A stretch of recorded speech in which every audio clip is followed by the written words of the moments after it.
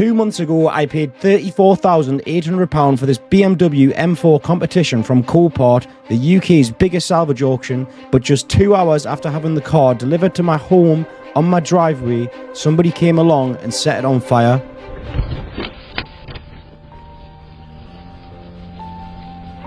This is insane. Don't please get in the house. There's a guy here. Don't get in the house. Get in the house! Leave the house! And this is what I was left with.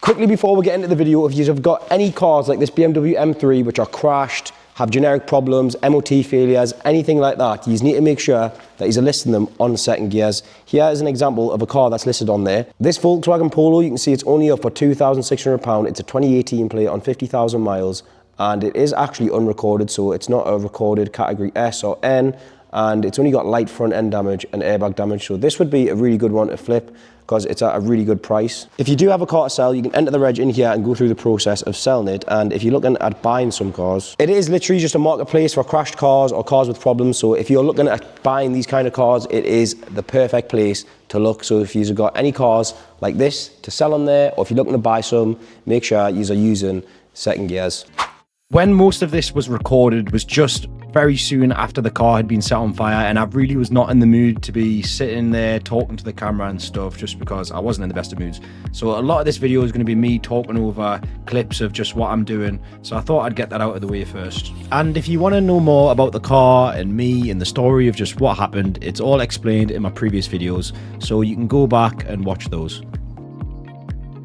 When I initially bought this car from Copart, the damage was to the passenger side, and the passenger door was heavily dinted in, and because of this the window glass was also smashed. So when the car was set on fire, that fire has just instantly spread through that open window and just annihilated the whole interior, so nothing was left on the interior at all. You're talking all of the modules were burned, every single bit of leather was burned, the rear seats, the rear door cards, everything. And the hardest part to tackle was just removing the seats. The very first thing was the hardest, because obviously the seats are electric and we weren't able to move them back and forward at all. So we had to angle grind the seats off of the rails and then angle grind the seat rails open to be able to get to the bolts to remove the seat rails. And then we could remove the dashboard, the center console, the heater box I'm removing here, and then we could start to remove the carpets once all of this was removed. Right, so we'll strip most of the interior out, get the dashboard out, the dashboard frame out, got the seats out. The seats were actually stuck in there because obviously you need to move them forward and backwards to get the screws. So if I had to cut the seats, I'm going to have to cut these rails out to get the rest of the screws. I'm going to take all the carpets out, take the rear seats out, and all of the interior needs to come out basically because everything in here is just burned.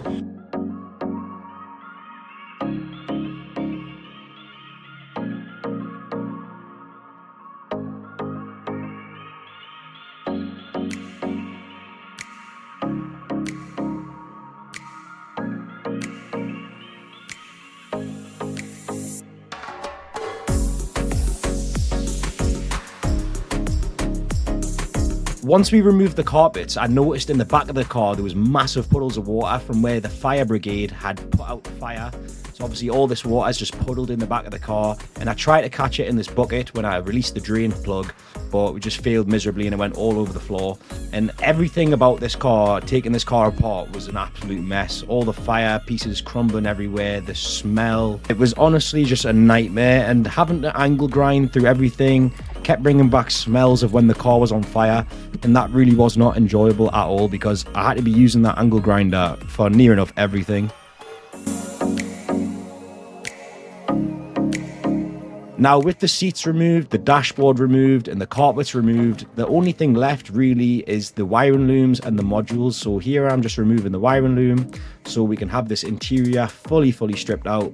And other than the wiring loom and the modules, there's really nothing else. You've just got the rear seats, the rear door cards, and there's a couple air guides on the floor which direct the air around the car. But other than that, there's nothing. And you can see here, we're just hoovering up the rest of the debris. Now, since I had removed the engine and the complete subframe and all of the rear subframe and suspension, we had to find a way to maneuver the car since it was just a bare shell. So we managed to get 2 scaffolding poles which were welded together, as well as some rubber wheels which I got from eBay for like £35.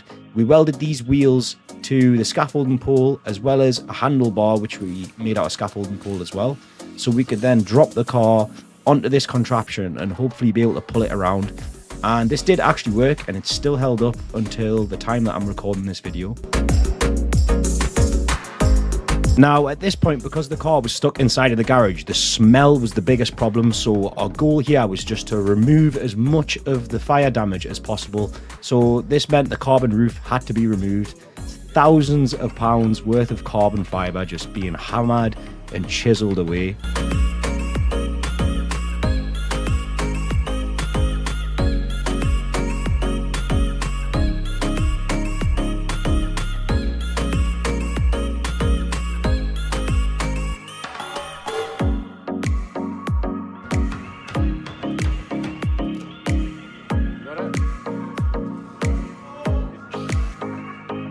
One thing that really soaked up a lot of the bad smell was the foam sound deadening pieces which they put in between the panels on the car to stop the road noise and stuff. You can see me removing one of them here. Now, with absolutely every part stripped from the car, you might think that's all of the fire damage removed, engine removed, interiors fully stripped, that must be it. No, there's still more. The complete strut tower and chassis leg assembly on the G82 M4 is made completely out of aluminium. You can see it here on the diagram labelled number 1. Now, this is a problem because aluminium has a much lower melting point than steel, and because of this, this complete section had started to melt, aluminium only being around 600 degrees Celsius melting point, whereas steel is almost 1,300 degrees. That's over double. When I first seen this damage was when we removed the engine, and when I noticed this, I really started to scratch my head for a second because I thought this is impossible to repair. You can't repair that. The chassis legs melted, the strut towers melted, and I've never changed structural panels before, so I really thought this was not going to be possible anymore. But I got to thinking, everybody starts somewhere, and I have the knowledge and skills from everyone around me now to be able to get it done, and I quickly realised these aluminium sections can actually be replaced. So we got to work straight away, drilling out all of the spot welds which hold the panels together and chiseling between the panels to break them away from each other. You can see here how much of the strut tower was left, not very much at all. It had practically all melted away, so removing this was quite easy. BMW also used these special screws to hold together the panels where aluminium meets steel. Since aluminium cannot be welded to steel, aluminium can only be welded to aluminium, and steel can only be welded to steel.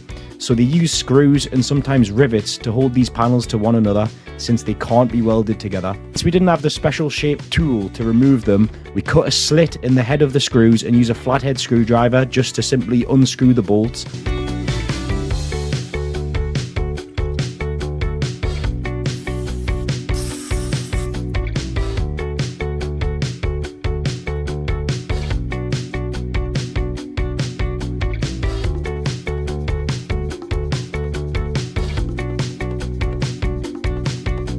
Once we've cut a slit in all of the heads of these structural screws and unscrewed them with the flathead screwdriver, the panel's then finally released from the rest of the car, and we can simply just wiggle it loose and pull it away from the car, and that was the first structural piece removed from the M4. Here you can actually see the extent of the melting to the chassis leg on the M4. You can see it's just completely started to melt away, and this is on the passenger side. On the driver's side, it was the strut tower, which was quite heavily melted. You can see here, I was just able to poke through it with a flathead screwdriver, and with a couple hits from the hammer, it started to break away very easily, so you can see how weak this aluminium had become from the heat. At this point as well, absolutely everyone who I asked and showed this to said, no, there's no way you should bother fixing that. It can't be done, yada, yada, yada, but that just went straight in one ear and out the other because I knew what I wanted to do, and that is just to fix this car no matter what it takes. Now onto the chassis leg. Since this is melted, it has to be removed, and it's held in the same way with the special screws, and they also use rivets, and the only way to remove the rivets is by drilling them out, which you can see me doing here. The chassis leg is also very big and awkward, so to make life easier, we cut it in half using a saw, and this just made it easier to work around and remove, since when it's a smaller piece, it's just easier to work with.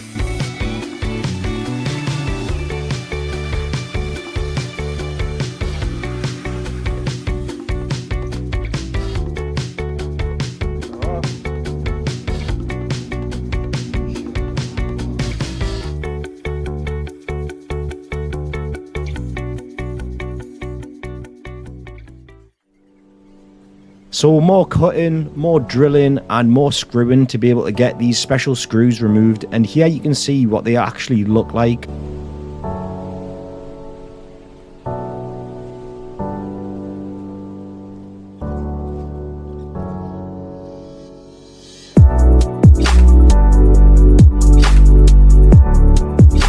The aluminium strut tower on the driver's side didn't melt near as much as it did on the passenger side, and this was a lot more time consuming to remove since it was held in by so many rivets which are made out of very strong steel, and because it's made out of very strong steel, they require very expensive drill bits to be able to drill through them and remove them, and they burn through these drill bits very quick, so not only was it time consuming, it was pretty expensive to remove this as well.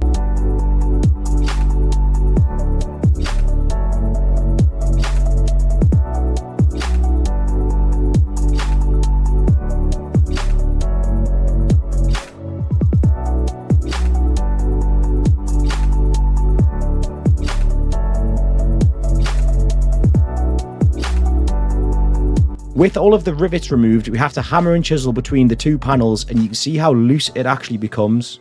And with a few taps from the hammer and a bit of a wiggle, it just comes straight out.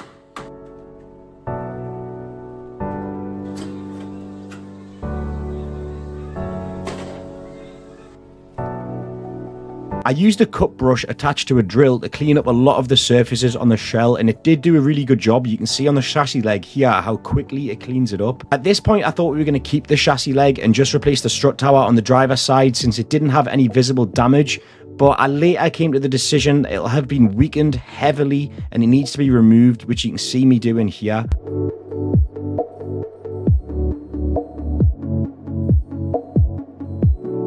There were two rivets on each chassis leg which were really awkward to reach, so I had to use a Dremel to grind through those.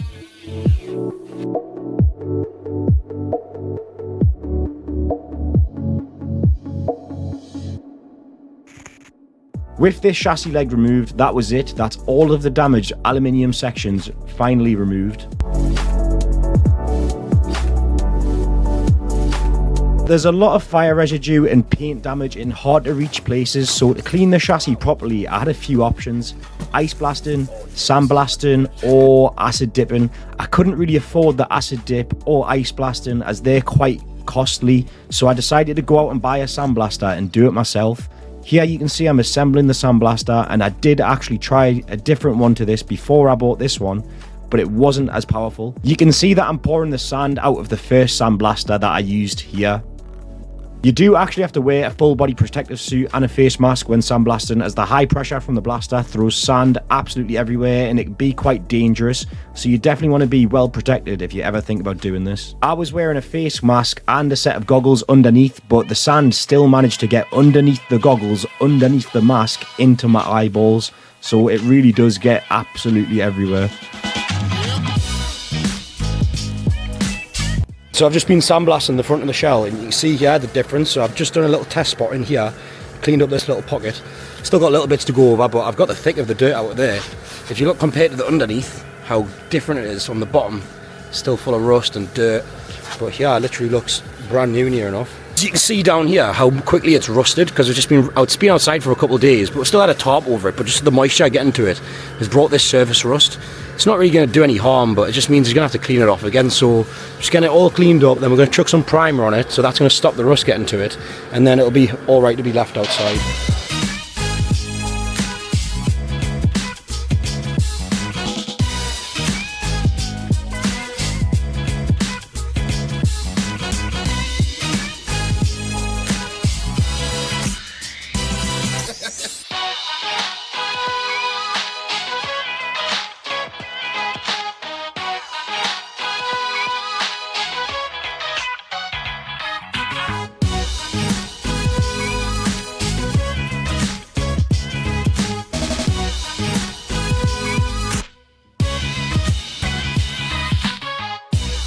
Now we can use some pressurized air to blow away all of the leftover sand, ready to be given a first coat with some red oxide primer. There will be more coats of primer on top of this red oxide primer, but this is just a very bottom layer to give the metal a layer of protection from corrosion and rust.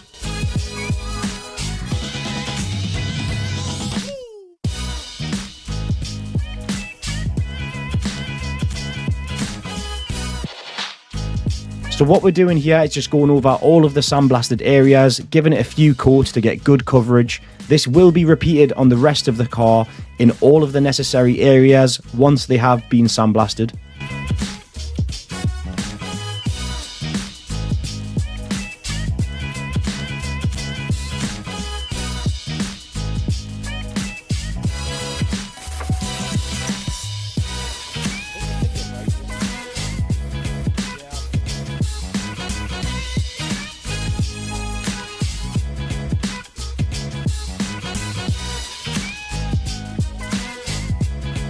And now, I mean, just look at the car now compared to it was like just a few days before. Everything seems so much less impossible.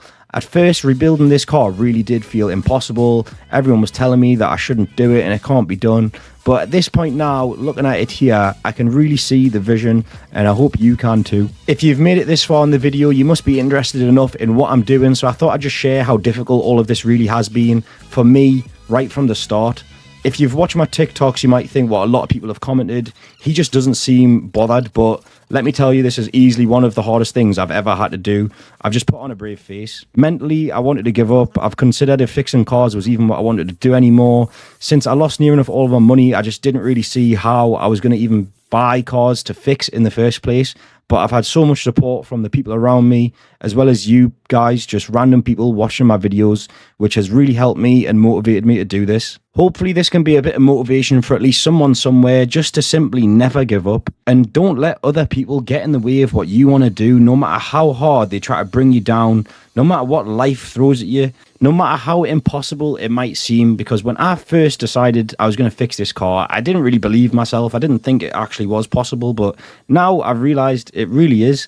So I've bought this structural piece from a BMW i4 because obviously I need this part of the chassis and the chassis leg here, where all the panels are joined. They're joined with seam sealer, and they're also joined with all of these rivets that you can see here. So I need to sand all of the seam sealer from all the panels and then get all of these rivets out. So here you can see I'm grinding away all of the seam sealer, which reveals the special screws, and then I can cut a slit in each head of the screw to be able to unscrew them with the screwdriver, just like I did on the panels on the car.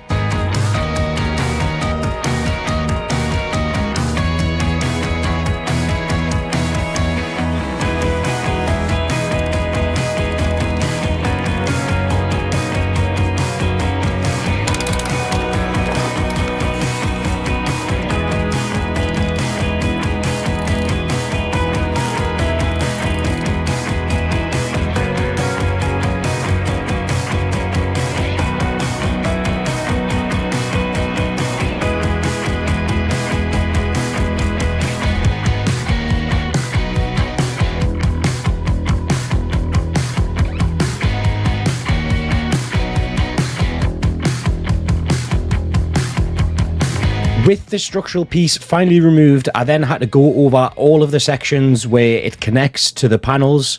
So cleaning up all of the glue, all of the seam sealer, and a bit of the paint, just to prepare all of the surfaces for when I need to glue and rivet it to the car.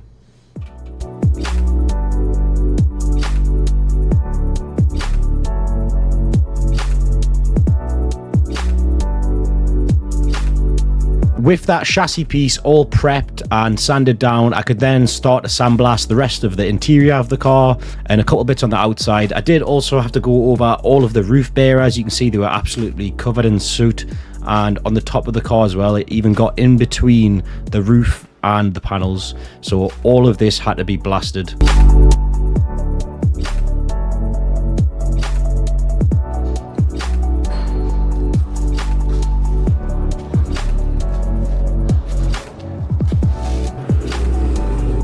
You can see it did all clean up actually really well. It got all the dirt out of all the little nooks and crannies that I wasn't able to reach with the cut brush, but it did make a massive mess. The sand was absolutely everywhere in all the crevices and everything. So what I had to do was go back through with an air line and a hoover and just hoover it all up and blow all the air out of all the crevices, and hoover it up again and blow the air out again and hoover it up again until there's not much sand left. I did also give all of the flooring a scrub with some elbow grease just to get all of the dirt away, and then we could start to primer the outside again.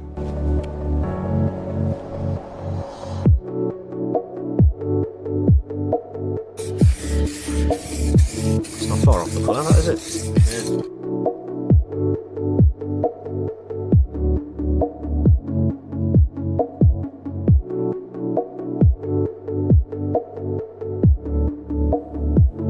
Now what I'm doing here is just giving a light first skim coat on the red oxide primer on all of the areas which are exposed to the outside elements. So all of the outside panels have a coat of red oxide, and then we can go over with another couple of layers, and then finally the high build primer can go on top of this. And on the inside it was just high build primer, no red oxide, because obviously the inside isn't exposed to the outside elements. I did also have to paint the inside of these brackets as well, so I just painted the insides on the floor, then I could bolt them onto the car and paint them again once they're on the car.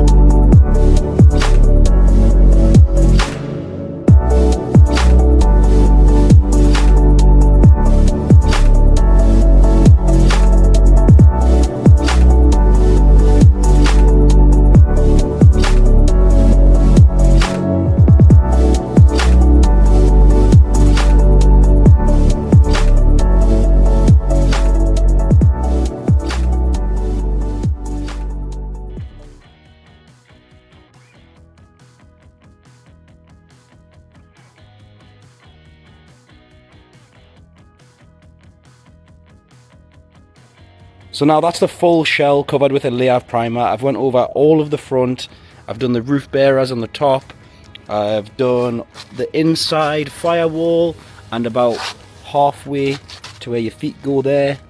Also done like all on the roof areas, because the fire had rose and anywhere high up basically was quite badly burnt, all the paint and stuff. So I've done all of the rears on the interior, most of the inside, and all of the front, but it doesn't even really look like it's been on fire now, so it's made a world of a difference, that has. And then here is the structural piece for the passenger side, which sits in there like that, so that'll go there, and we need another one for the other side. But at this point now it's really starting to look like a car again. It doesn't look like it's been on fire, and yeah, I'm really happy with the progress we've made. This is only primer though, so obviously this all needs to be going over once again with the actual colour of the car. You can see here the difference. That's the original colour and that's the primer, so they're actually really similar. This car is quite a similar colour to primer, but yeah, we need to go over all this in the proper colour. And I've also given the inside a scrub out and a bit of a clean, and it's come up quite well. Done the inside of the boot as well. So at the time of recording this, that is as far as I've got with the M4. It's all into primer and now it just needs a layer of paint. But here you can see the engine, which was removed from the car. The gearbox wasn't really affected at all, but you can see on the top of the engine it's quite heavily melted because you've got the engine cover which sits up there, so that melted onto it. And there's just so many plastic pieces up there, like the charge cooler, the inlet manifold. So all of those are just melted together, and breaking all of this away was a bit of a nightmare, but I wanted to just get this out of the way because it's quite a messy job. My aim was to just split everything apart, so the engine away from the gearbox, the turbos off, the cats off, and just get all of the burn damage off that I can, because my plan is to sell this engine, and if anyone's interested in buying it, just shoot me a message. The internals on this engine definitely will be alright. It still turns over perfectly fine, but it probably just wants all the plastic chain guides changing and fully taken apart and cleaned up properly. But I don't really feel like rebuilding this engine, just because I'm going to try and get a breaker car, and I think that car that I get is going to have an engine in it anyway, so I don't think I'm going to need this, and I've already got so much work to do. I don't really feel like having my very first engine rebuild being a 3-litre M4 competition engine. So maybe sometime in the future I'll tackle an engine rebuild, but not right now. I fucking hate lifting the fucking things. It's just ridiculous, mate. What the fuck is in there? Now this was the hardest bit to remove. I've cut it up quite a lot, but these bolts for this inlet manifold were buried so deep in plastic. I had to hammer and chisel so much. But finally I got all of the bolts exposed and I could remove it. Then next it was the turbos. This car actually has 2 turbos, and they're both massive turbos as well. And they're actually both connected to the manifolds. You can see here it's all one piece, the turbo and the manifold, which is quite interesting. I've not really removed a turbo like that before. I don't really ever dabble in engine work, to be honest. I've done the odd turbo upgrade and changing injectors and stuff, but I've never really stripped an engine down too far. I've changed rocker covers and stuff, but nothing like this. I've never done something like this before. So that was the bulk of the things detached from the engine block: the turbos, the cats, the gearbox. Now making it a lot easier to move around, and I can move this to my garage. So we've got the engine fully stripped down. We've took the inlet manifold off, which was absolutely melted to bits. I've tried to clean up the rocker cover as much as I can. You can see, you can sort of make out what it is. I've also took the turbos off. We took the engine mounts off, and the gearbox as well. The gearbox is in quite alright condition. Took the cats off as well. You can see the cats here. And then both the turbos. The turbos should probably be able to be used again. They might need reconditioned. And the gearbox should be alright. Obviously got the torque converter as well. But now that we've stripped all the parts off of the car, we need to think about getting some parts to actually build the car all back together. And the best way of doing this is going to be through a donor car. So I was scrolling on Copart looking for a Category B vehicle. A Category B car is one that can never be put back on the road, so it's only good for its parts. And you need to be a licensed breakers yard to be able to buy one of these cars. And that takes you to G&M Autos.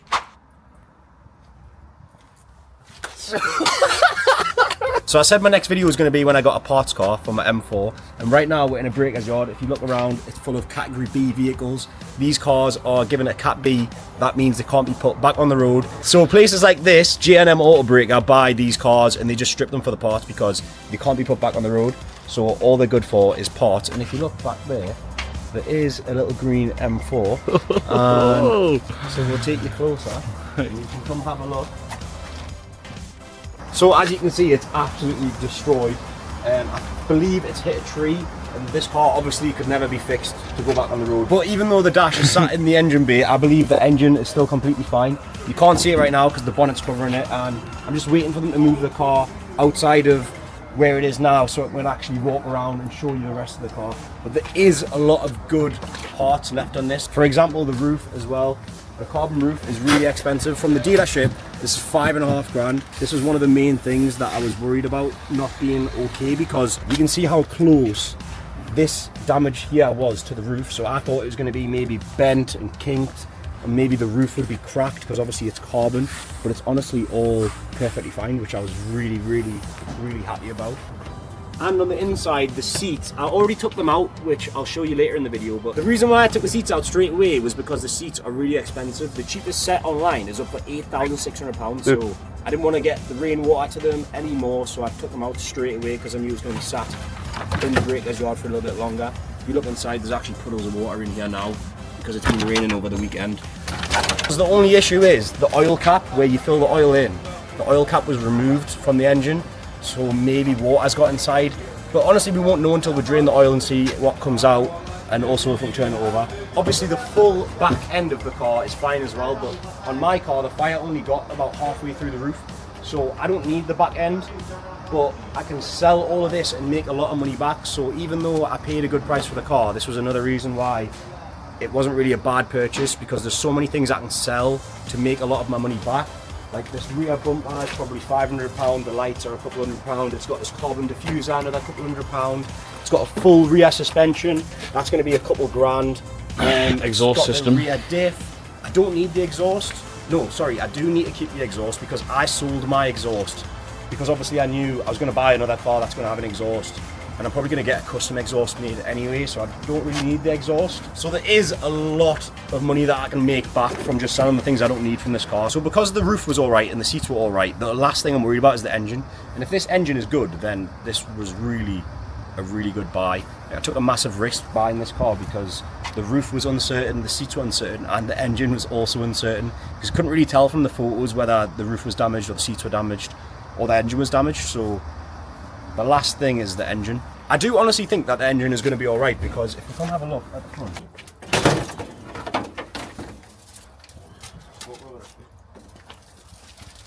So the oil filler is here. So I put a glove over it, but the cap was missing, and the bonnet was on the car, but I think the bonnet came to about there, so water might have got inside. I'm not going to know till I drain the oil. And one thing I have noticed is, if you look here, just there where this coil pack was sat, it's ripped off a bit of the plastic. So the rocker cover is broke, but you can easily replace the rocker cover, so I'm not too bothered about that. That was to be expected. Like, there's got to be a little bit of damage. If you look at the way that the car has actually been damaged, it's completely missed this chassis leg, because this isn't dented in or anything at all. So from this point onwards, there's not been any impact, so that's why I believe the engine will be fine. Because if you look here as well, the chassis leg where it attaches to the bottom of the car has stayed where it's supposed to be. This part of the firewall is just pushed straight back. Like, you can see the gearbox through there as well. So it's literally been hit here, and that part of the car is just pushed back. It's not been hit over that side. So I'm quite confident the engine will be alright, but we're not going to know till we can get it removed. But that's the only bit of damage there. You can see the rocker cover's just got a bit of a hole in it. But nothing would have fell inside of there either, because the pressure from when the engine was running would have just made it pop out. Also there as well, the end of the fuel rail, this little sensor's damaged, but that should just unscrew off and should just be able to put a new one of those on. And on the bottom, if anything's damaged on the bottom, like if the sump's broke or the sump's cracked or something, I've got my sump from my burnt engine, so I'll be able to just swap them over. But I don't think the sump will be damaged anyway, because there's loads of metal bracings on the underside of this car that protect the bottom of the engine. So here I'm just removing all of the debris out of the back of the car, because it was all just thrown in the back of the car from when it was crashed, I guess. And then the bonnet was actually so badly pushed into the windscreen that we used the winch to pull it out. And then we done the same thing with the shock tower, just to pull that forward, and you can see how far it actually came forward. And this was quite helpful because it just freed up a lot of the damage. If you haven't seen already, I had an M4 competition which I bought from Copart, and somebody came along and set it on fire. So now I'm fixing it, and obviously to fix it I need a parts car. I have already dug in, starting to strip it down, and I was absolutely over the moon when the car got delivered, because the main thing I was worried about was the engine, the carbon roof and the carbon seats. Luckily the carbon roof somehow isn't damaged at all, and the carbon bucket seat is just damaged a little bit there, but I think that'll be able to be repaired. Overall, I'm absolutely over the moon with it. I did pay a lot of money for this car, but as I said, because all those things are good, the engine I think is good as well. But the engine, the carbon roof and the carbon seats they were the main things I was worried about. Obviously there's still so many other things on this car that I can use as well. It's got the rad pack on the front, which has mostly survived. Even parts of this slam panel, like, I'll be able to use again. This wing is a little bit damaged, but I can probably sell that. Obviously I've got carbon wings and carbon bonnet, which I ordered the day that I bought my other car before it got set on fire. I ordered a carbon bonnet and carbon wings, so I don't need a bonnet and wings. The door's alright, so I can sell that because I've got a door as well. Same thing again, I bought a door because the door on my car was damaged, but I bought one on my way down to go pick up the car, so I've got a door anyway. And you can see the carbon seats, absolutely lovely. And not to mention how awfully crashed this car is obviously devastating for whoever crashed it. I hope they made it out okay, but at least I can sort of take the parts from it and make something good out of it. But it is a massive shame that the car is even in the state that it's in. And in the boot as well, I've just started to take out the seats and all the carpet liner and stuff, because basically I just need to get this car fully stripped down. So that's what I want to do now, but the main thing I want to worry about for now is just getting these carbon seats out, because these are very expensive. They're worth about £4,000 or £5,000, so that is my main worry right now, just getting these seats out. So that's what I'm going to try to do. I've just managed to release the seat away from the rails because I can't get power to the motor to move the rails back. So I've taken the seat out first, and then I should be able to get power to move the rails to get those out. So now that the seat's removed, we can take a closer look inside. Obviously I've removed the seat bench as well in the rear, but you can just sort of see how badly all this dashboard is crumpled up inside of here. It's actually a bit crazy. That should be sat all the way back there. You can see how far forward over the center console this has been pushed. So all of that's been pushed forward. It's going to be really difficult to get any of this out, to be fair, but hopefully I can. I'm probably going to have to cut the dash up, to be honest, because it's just destroyed anyway. But yeah, I'm going to try to start tackling this now. So I ended up just completely ripping the dashboard out because there was no other way. But some things did survive, like the radio box, and then the center console surprisingly wasn't damaged as well. I thought it was going to be destroyed. So I'm just going to try and rip the dashboard out, because I need to get access to get the steering wheel out.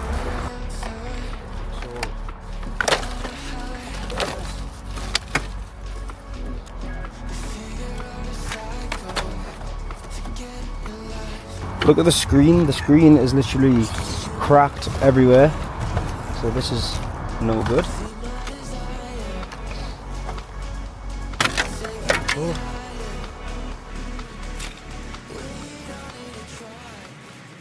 So I don't really have a choice here, because this knee airbag is pushed so hard up against the seat. I'm going to have to just angle grind this here, and I've covered the seat a bit with the airbag.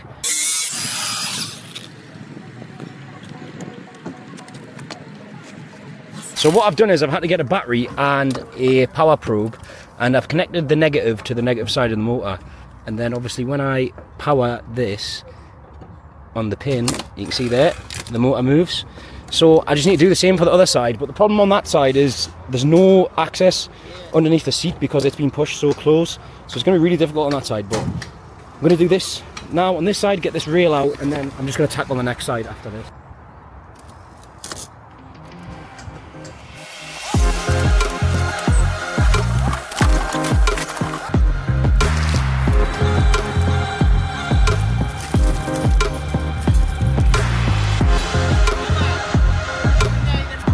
Right, so I really can't reach the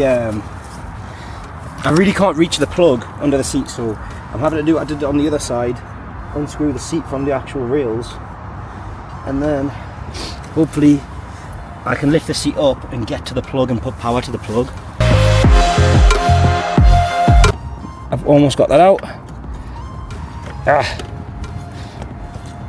Right, there we go, I've got that out, yes! And the seat just popped up. So look, the seat's leaning back now, and if you can see under here, this little plug is for the motor. So if I take that out, and now I get my power probe. Now if I connect this onto that on there, and then I get the probe in, and yes, so that's forward. Actually, I'm going to quickly put it forward so then I can get the back bolts. Yes, it's moving. Right, I'll put it forward. Now I can remove the bolts at the back. I was actually so surprised that the seat rails weren't bent and that the seat was actually still able to move back and forward perfectly fine. Yes. Oh my god, I've been trying to get these out for like 2 hours. Honestly. Right, now I just need to reverse the polarity on this. So if I put the clip to the bottom pin there, I think I'm on it. Yes, you see? It's moving backwards. Here we go. Here we go. Yes. Right, there we go. I finally got the bolts exposed. Oh my god, what a nightmare that was.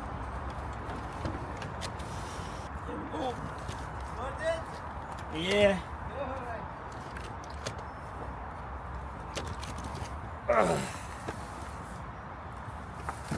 So yeah, you can see here how the actual seat itself sits onto the rail. So this little thing here bolts into that hole there. So I disconnected those and then that let me lift the seat up. And then I could get to the plug here, put power to the pins, move the motor. Happy days. Wow, that was some work. They do have a little bit of damage where it's just sort of lost its shape from where the knee airbag was pushed into the seat, but that'll definitely be able to be repaired. And I'm thinking about changing the colour of the seats, but I'm in two minds. I'm not really sure what I should do with them. So if you have any ideas on what I should do with the seats, maybe leave it in the comments below.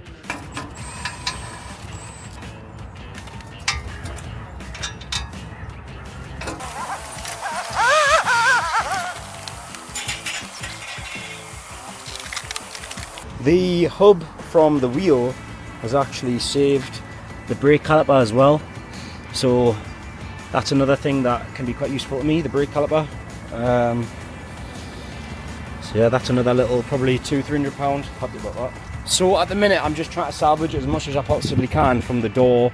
I've took the wiring loom out of the door and a couple other things. And just as much as I can off the bumper. I think I'm going to take the bumper with me. I've took the tyre pressure sensor out of the wheel and stuff like that. I literally just try to keep as many things as I possibly can. As much as I need them for my car, I'll also need stuff like this for other cars in the future. So yeah, I'm just trying to save everything I can. I'm going to take the rear seats out of the car and then that's just going to be it for today. It's enough for me for the day. Boom, there we go. Rear seats out. This door cord is absolutely annihilated. Bit of a shame. It's bent and it's also ripped up, so probably not going to be able to use that again. But I'm thinking about retrimming all the leather, but it's going to cost so much money. So I don't know. I'm honestly like deep in my life right now as well, just thinking like, what am I actually doing? Just because how much money it's costing, but in the end it'll all be alright because I'll be able to sell all the stuff back. But it's just crazy really, isn't it? So that is me done for the day. I'll show you sort of what I've got done. I've just managed to take all the seats out and all the rear door cards and the rear seats. That's all I wanted to do today because I knew it was going to be a nightmare considering the damage. Now I just need to get the rest of the interior out and the engine out, cut the roof off, cut the rear quarter off. I'm going to do that next week, so for now that is going to be it. Happy with the progress I made today and I'm really happy with the car overall. Honestly, couldn't have went better. Everything that I was worried about wasn't damaged, so honestly couldn't have went better. Looks really good from this angle, but it's a shame that it doesn't look like this from the front.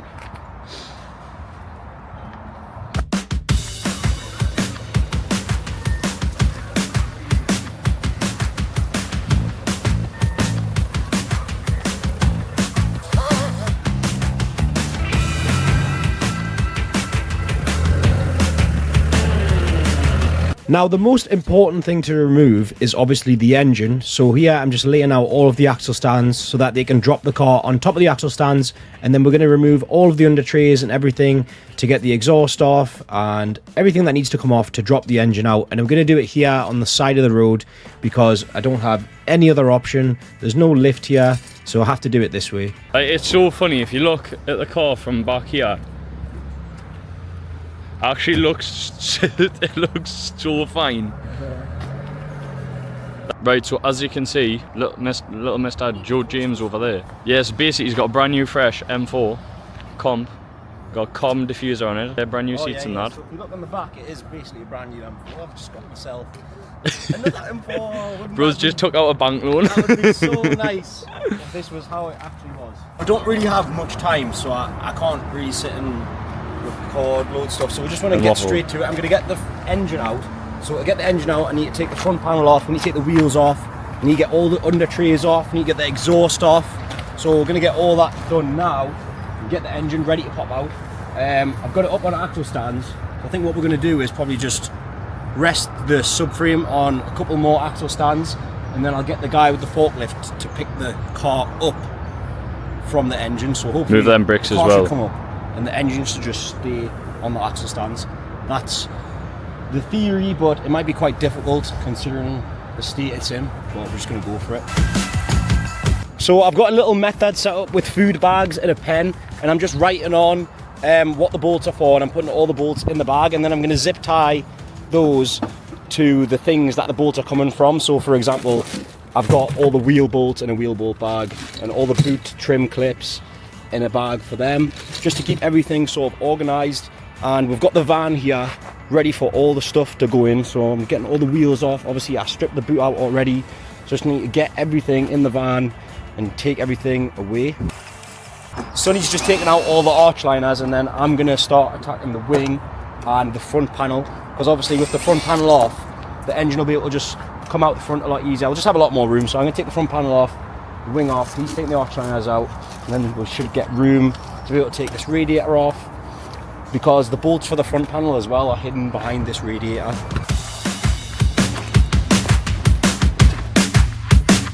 This metal that I'm bending back here is actually what's left of the radiator bracket, which sits below the headlight. It's been pushed back so far that it's actually covering all of the bolts.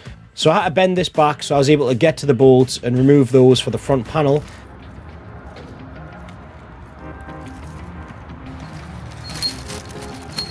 And now the same on the other side, you can see the radiator there and what it's actually supposed to look like.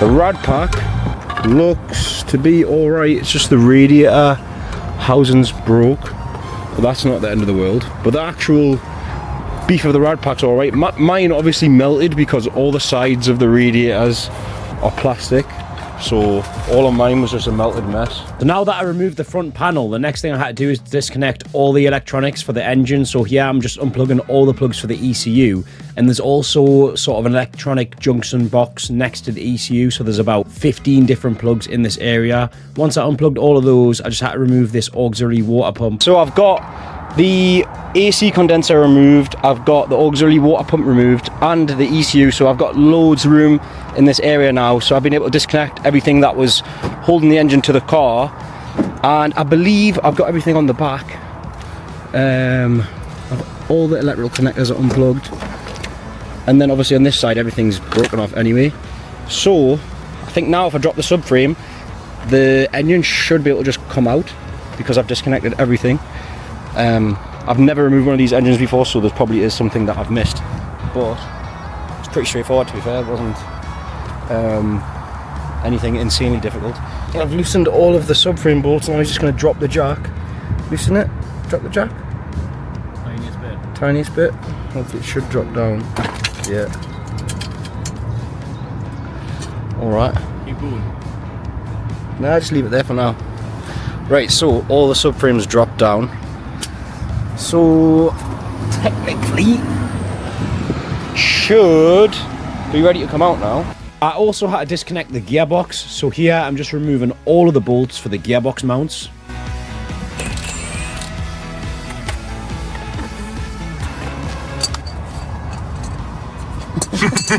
I'm in the middle of taking the exhaust off. Disconnected it from the cats. Now we just need to go up the back and drop it down from the back.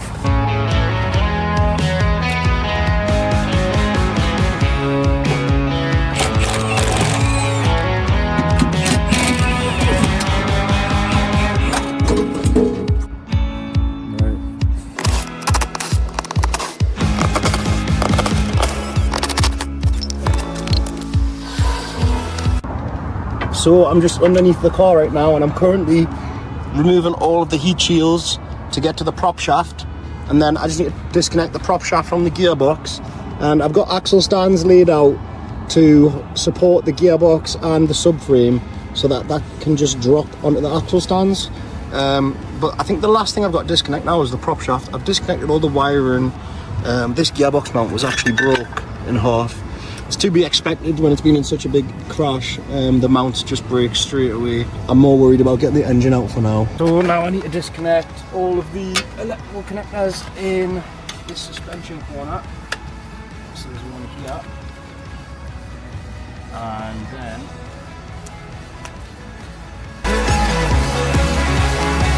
Now for the big moment of truth, we're going to lift the car up with the forklift away from the engine, and hopefully the engine should stay down on the axle stands. yeah. Just go slow up.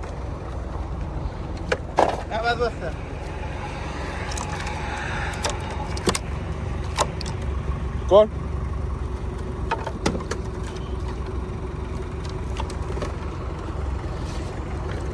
Yeah.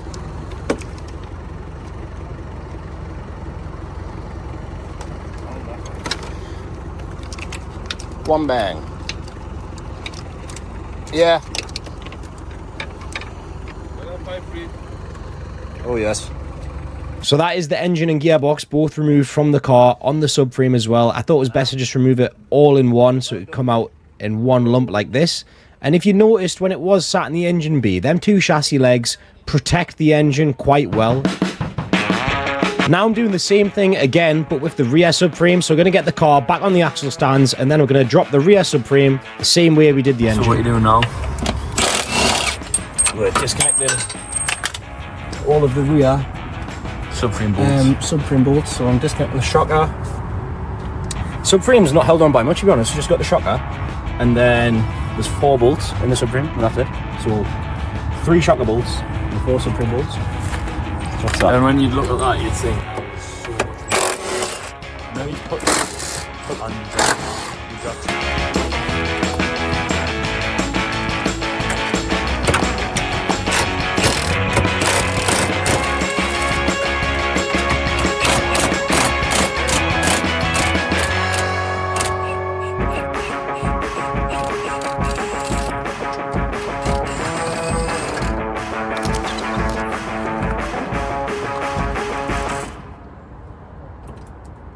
Yeah.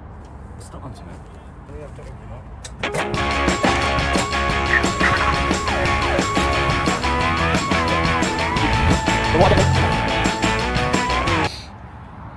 Mission accomplished. The gearbox looks brand new. Look at it. Oh, I'm so happy about this. I need to still check if it turns over, but honestly, I'm pretty confident that it's going to be all right. Is that broke off from there? Yeah, it has, hasn't it? Yeah, I'm pretty confident that this engine is perfectly fine, to be honest. Looks brand new, doesn't it? Yeah. Do you think that's a dent? It is. So that's the only damage to the engine there on the cat. I don't know if that's even a... It's not. Is it? I think No, that it's might not. be shaped like that for the chassis leg, you know? No, it is. See steering and everything, look. Steering Yeah. above, yeah.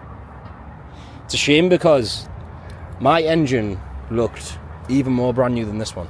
And this one looks pretty How brand many new. miles did this one have? I don't know the mileage. Doing mileage, yeah. No MOT. No MOT. It's 2022, innit? So we'll just use the engine crane and the jack to support the gearbox to actually get the whole engine and gearbox out of the van. Thought it might have been a bit more difficult than that, but it was alright into it.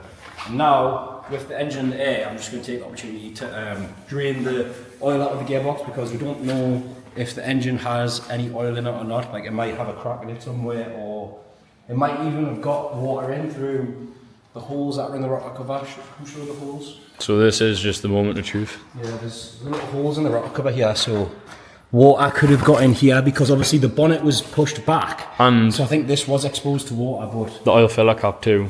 the oil filler cap, yeah, was That off was of missing. the engine, so this is going to be Got a trusty little surgical glove over a that. little bit of truth, so I'm just going to...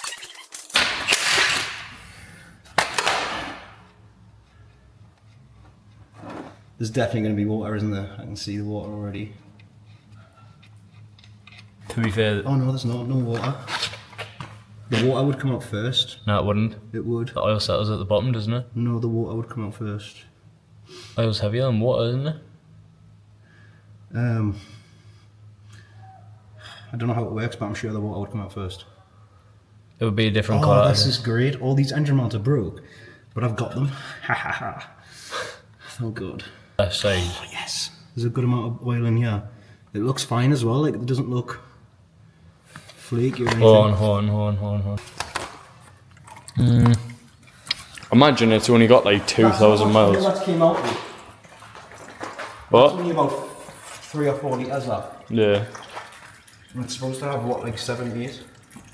Yeah, the 140 had, I think it was 7.5 or something. Don't it? This probably takes like 10 litres, this, you know. It's a big engine, that. That's enough oil to keep it alive, that. It would have just lost it all from the oil cooler. It's just drip and drip, hasn't it? Yeah.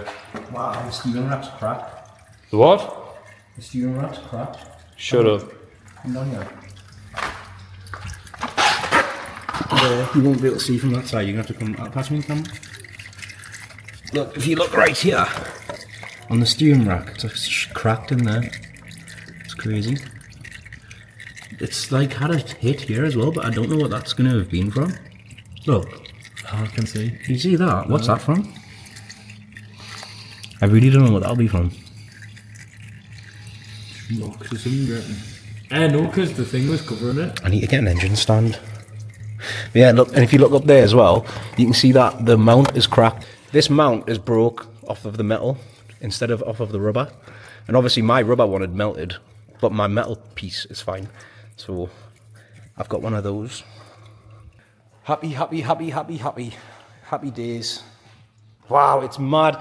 Looking at this and then looking at this is nuts because they're literally the same, but this looks tiny because it's got everything removed.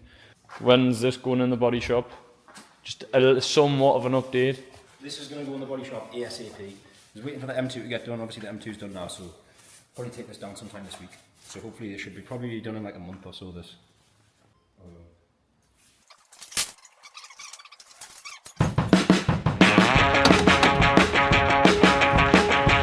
Now I've got all the important things off the car, the engine, the seats, the gearbox, the suspension, subframes, all that stuff, but I still need every single wire, every single clip, anything that's fabric and anything that's plastic. So removing the headliner here, removing all the rubber seals, every little trim piece you can think of, everything needs to come off the car. So my camera's just died and it's quite unfortunate to be honest because I'm in quite a rush doing this, so I can't take my time so much recording. I've just got all the wiring loom out from back here. You can see how it's bare, there's no wires anywhere. I've ripped it all out from here and there. You can see all the wires there, so I'm just moving from the back forward. But as I said, like, I've really got to rush on doing this because I can only do it outside of the breaker's yard and it's quite far away from where I live, so it's not like I can easily just come around the corner and get here. Because this isn't in my own location, it's just taking up a lot of time. If it was in my own garage and I could just be stripping it in my garage, it would be a completely different story. But because I can only do it between 9 and 5 and it's also quite far away from where I live, I've just got to kind of do it as quick as I possibly can. So I'm not going to waste any more time with stripping the rest of the car. We're getting the carpets out, all the little brackets off, steering wheel out and the lights. Now there was also a lot of plastics and pipes and stuff in the engine bay and also wiring, so I had to strip all the wiring out of the engine bay, all the plastics that I could save, and then even the little clips which the screws clip into, I'm saving all of these little pieces that I'm going to need to put my car back together. And there was also some brake lines. A lot of them were crushed, but luckily they have connecting points.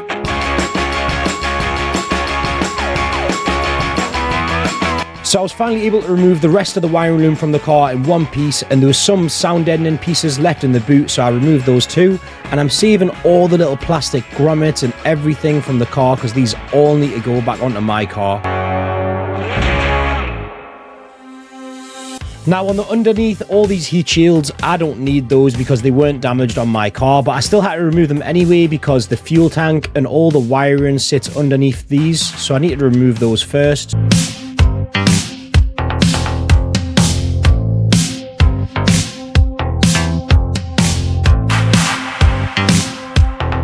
Now that is the car completely stripped bare. All the last bits that you can see left on it there, they're all damaged, so I wasn't going to remove those bits. And the last thing that we had to do was just remove the window glass. So here the window guys are just cutting out the glass, and I did leave this little sound deadening piece. Actually, I need this for mine. So that is absolutely everything stripped off of the car. There's pretty much nothing left on it. I've took all the little brackets, all the little plastic bungs and all the little clips and everything that I'm going to need, because anything that was plastic obviously burnt on mine because it was on fire. But yeah, there's really not much left on here. I have left sort of the carpeting and all that stuff on the interior. I'm just going to hopefully get this from another car because it's all damaged anyway. Like, there's not really any point in getting that stuff out. But I have got everything else out.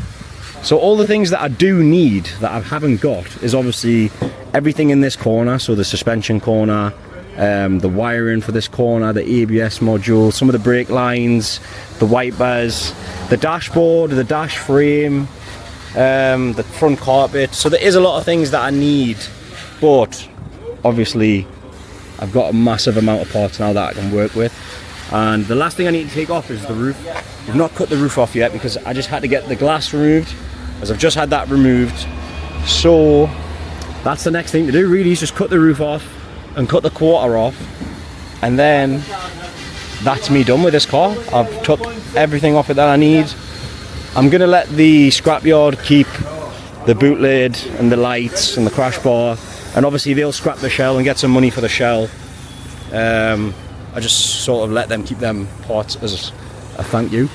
But yeah, I think that is it now. I've got all these heat shields and stuff, but I don't need any of them because they're all from the rear end, so I'm just going to scrap them.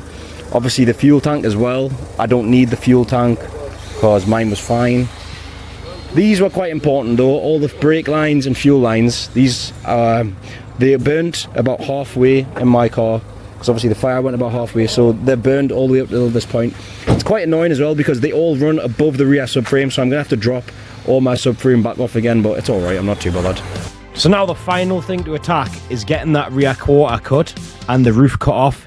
It is a bit more difficult than it probably seems to cut the rear quarter off, because you have to cut all the way through the middle of the car.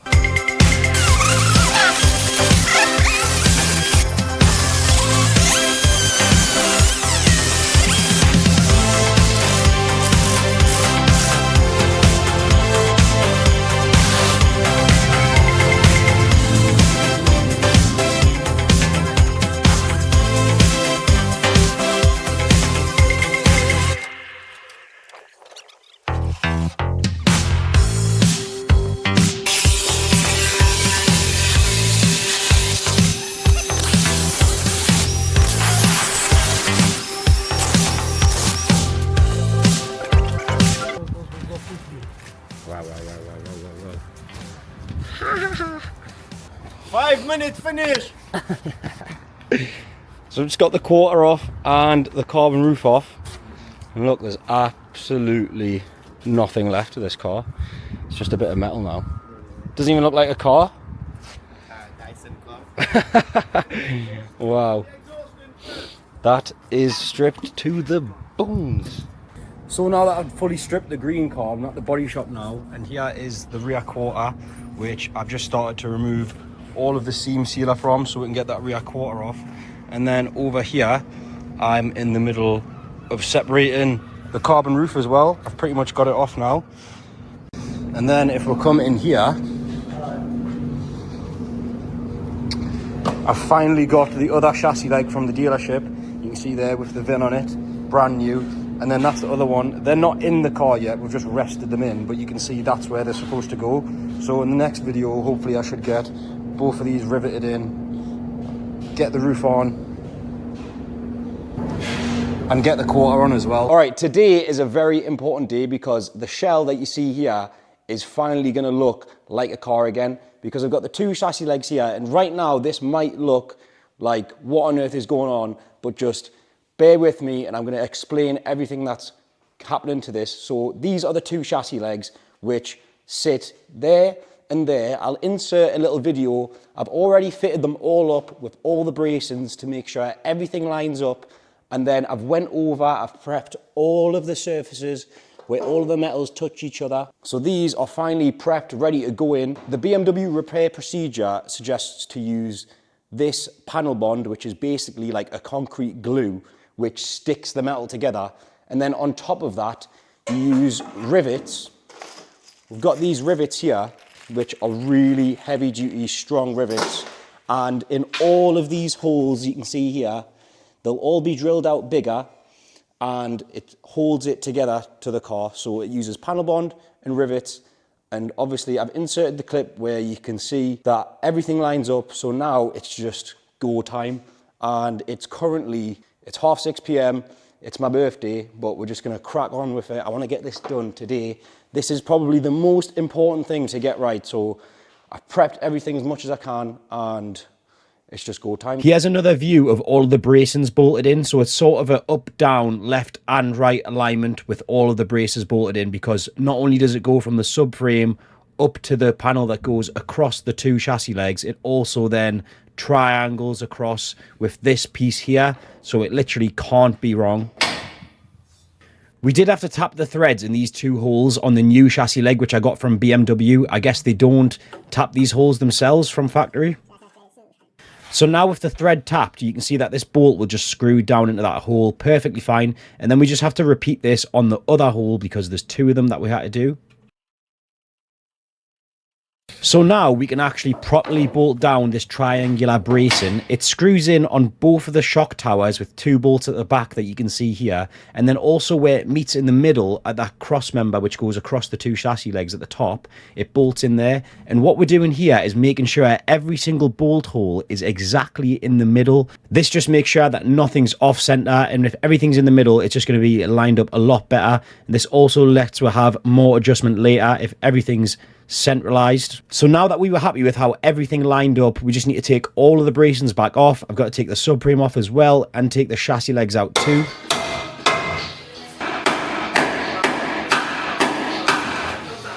In all of the places where the chassis legs are going to touch the rest of the car, the glue needs a good surface to stick against. So in all of those areas, I need to sand down and clean up all of the surfaces. So not only did I need to clean up all the surfaces on the car side, I also have to do it on the two new chassis legs. So here you can see I'm cleaning up all of the mating surfaces. This is the brand new one. On the second hand one, I did also have to drill out the rivet holes a little bit bigger. Now I had to do the same on this bracket, which attaches to the chassis leg before it has to go on the car. All of these holes are drilled out to 6.8 millimeters, which is what was specified in the BMW repair procedure. And that's so the rivets that you can see here slide into those holes perfectly snug.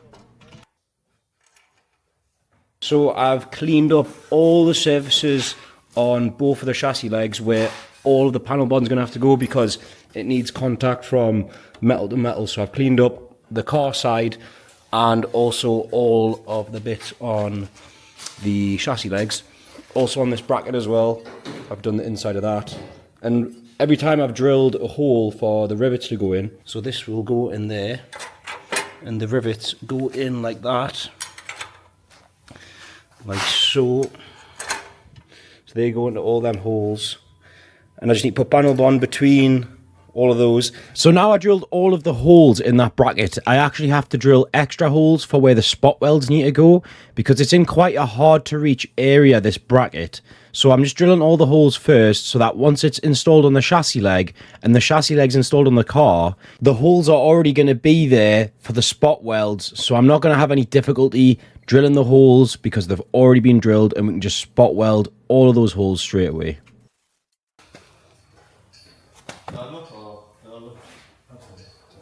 So now it's on with the glue. This is the BMW structural panel bond, which needs to be applied to all the surface area of the car where it's going to meet the chassis leg. So you can see here, these are sort of the bits on the car where the leg slides into. And there's also the upper bit where the shock tower meets. This is all of the places where the rivets are going to go. So anywhere where the steel meets aluminium, it needs to use panel bond and rivets. All right, so I've applied the panel bond on all of the mating surfaces here, you can see, and I'm quite happy with the amount that I've put on there, and I've also put some more onto both of the chassis legs, and now I've just got to really hurry because I need to get these on before it starts to dry. Right, so I'm going to slide this leg in first. So this one goes in here.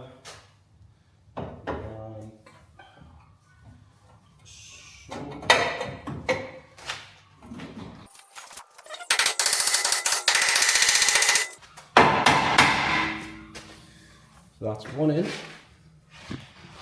Now the green one is next.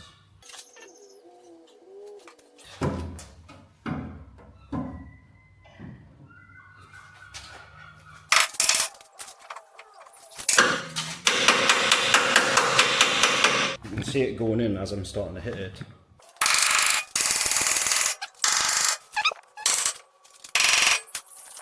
So now, if you remember at the start of the video, I showed you when we lined everything up. Now I need to put the subframe back on and all the bracings on, get everything lined up, and then start to put all the rivets in.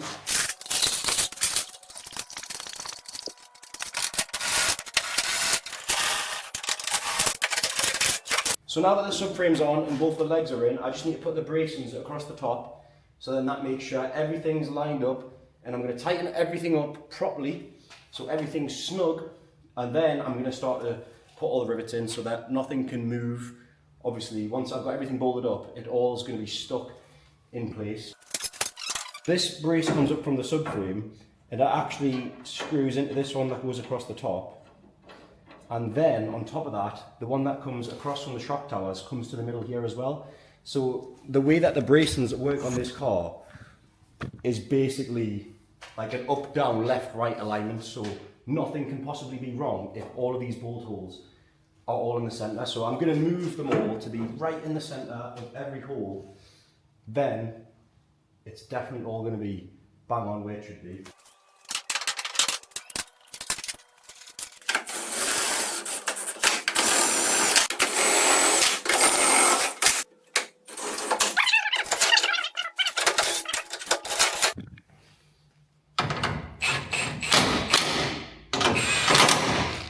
This is the last bolt that I'm putting in. Honestly, if anyone has any problems with the way I've done this, I don't want to hear it, because there's no way you can tell me that this isn't square, because everything bolts up exactly where it's supposed to be. So there's no way it could possibly be wrong. So now what I'm doing here is I'm just tapping all of the metal flat at all of the mating surfaces. This is just so that when the rivets go in, they have a nice flat surface to clamp onto.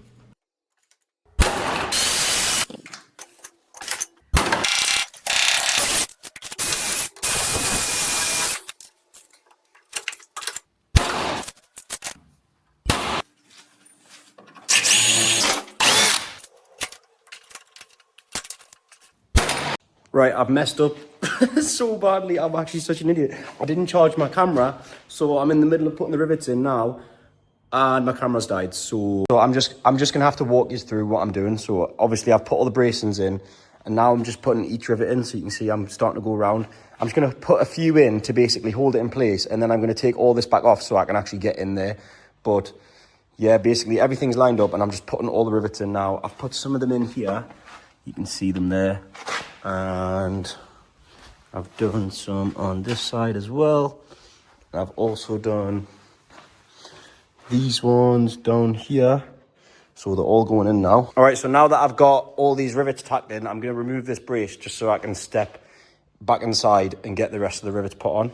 So now that I've got quite a few rivets in the chassis legs and they can't go anywhere, I've removed the bracings, and I'm also going to remove the subframe just to give me access to step inside the engine bay, because most of the rivets are in the engine bay, and obviously with the subframe on, I can't get inside of there.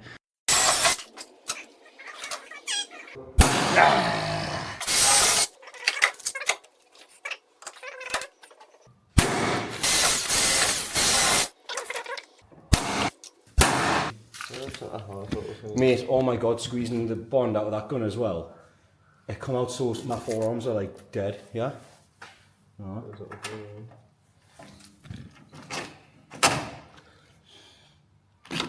Just make sure you keep it straight, because I've snapped some of them.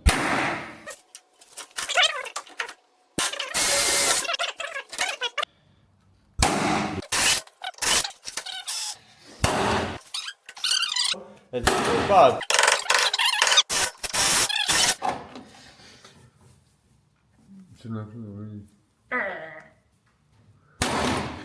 So because of the design of this rivet gun, I can't reach the holes here, so I'm going to have to get a different gun for those. But just to make sure all the glue sets, so the panels are squeezed together, I'm just going to put some self-tapping screws in all the holes for now. And obviously I'll take them out afterwards and I'll just drill them bigger and put the rivets in. But for now, just to make sure everything is squeezed together, I'm just going to put self-tapping screws in.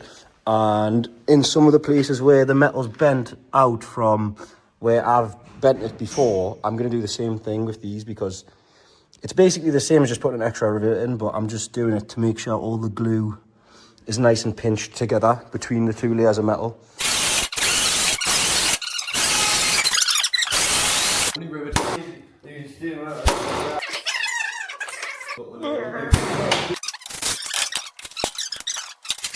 So in some places, I wasn't completely happy with how the metal was sitting against each other, so I've used self-tapping screws to just nip the metal together. This makes sure that the glue has maximum contact against the metal, because obviously if there's any gaps, the glue isn't going to sit properly. This also helped the rivets to go in quite a bit easier, because obviously the less gap there is between the panels, the easier the rivet's going to pull together.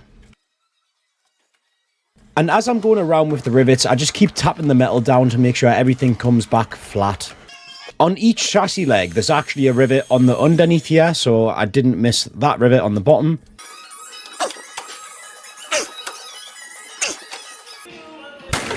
Whoosh! You can see when I tap this metal down here, how the glue just sort of oozes out a bit. So it just gives you an idea of how much better it's making the glue sit.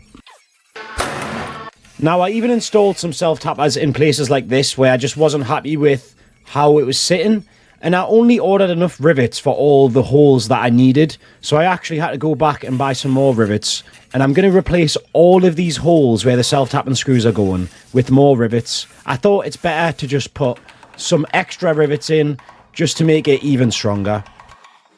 Now, some rivets didn't seat perfectly fine, so for example this one here, I've just drilled it out, and then I'm knocking the rest of it out, and I'm just going to replace this rivet completely. So I did do this for some more rivets. Again, you can see here, once those self-tapping screws go in, you can just see the glue oozing out the edge, and this is exactly what we want.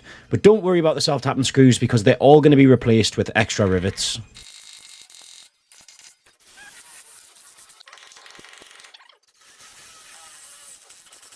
For some hard to reach places, I had to go and buy this different rivet gun. You can see it sort of pulls back and forward. So in these little narrow spots, it was a lot better to use this one.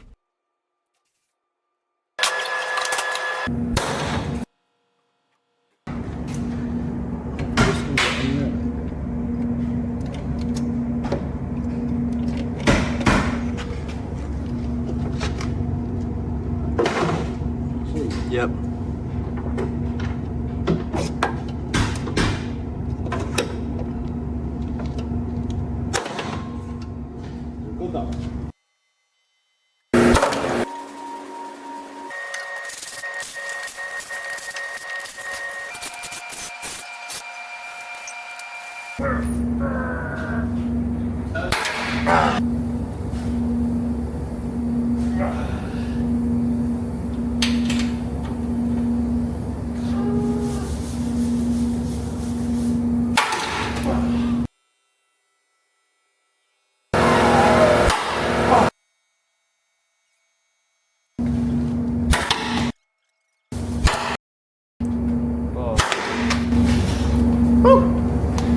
Wow, look at all them, man. Yes!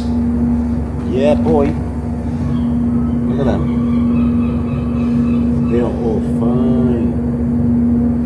Perfect. Just put the light up there. You can see all the insides of the rivets, how well they're all grabbed. Yeah, I'm looking for it out there. Oh, that one.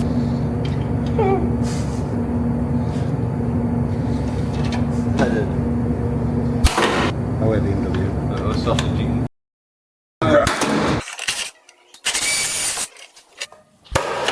I've seen one of them before.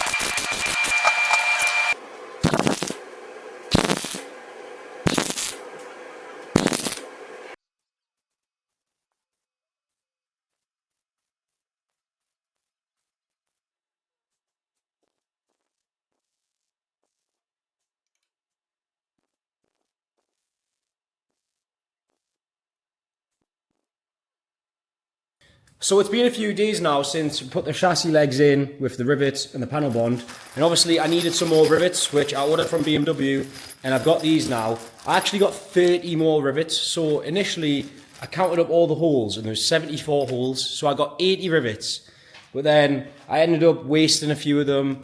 And then obviously everywhere where I've drilled all the extra self-tapping screws, I'm going to replace all of those with rivets. So that's why I bought 30 more, because there's going to be a lot more rivets in here than there was from factory.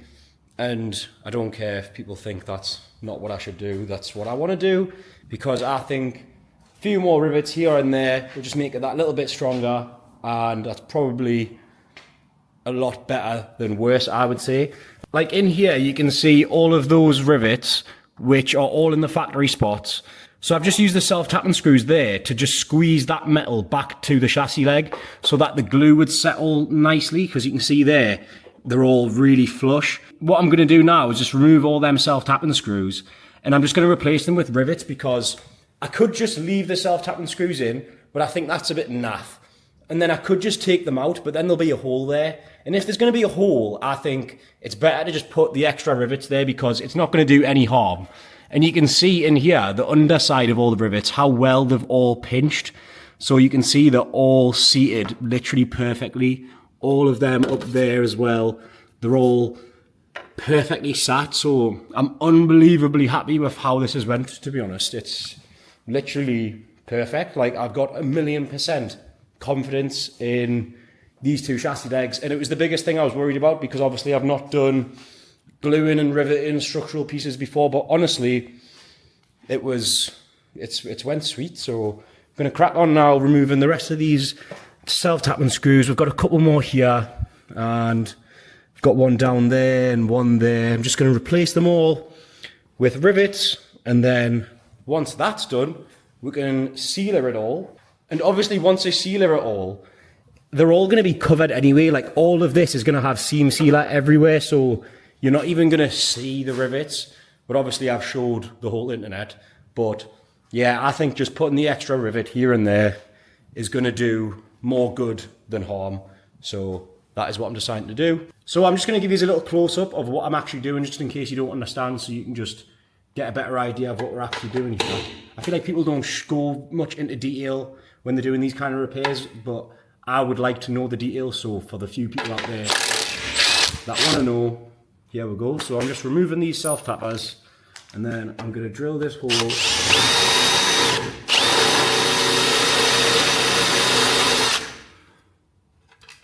I might need a new drill bit.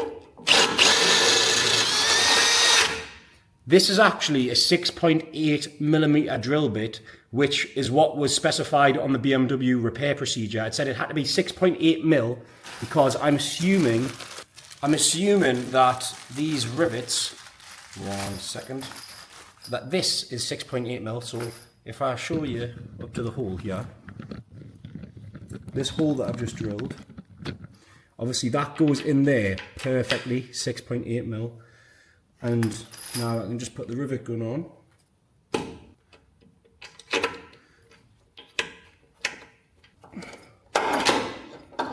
Here we go. Oh my god, it takes so much force. Woohoo! Jesus! It's hard to do this sat down.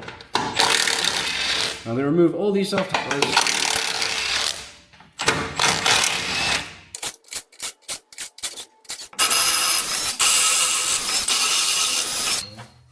I'm putting extra in.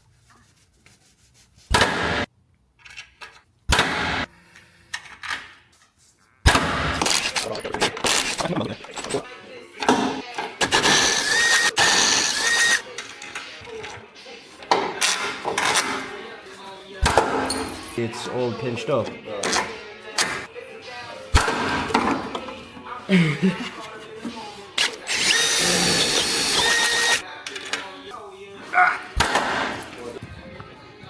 Not gonna lie to you, I'm not entirely sure.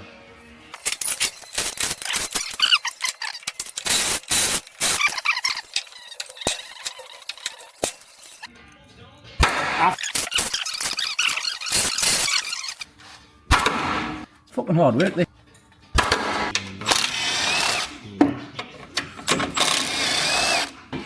No.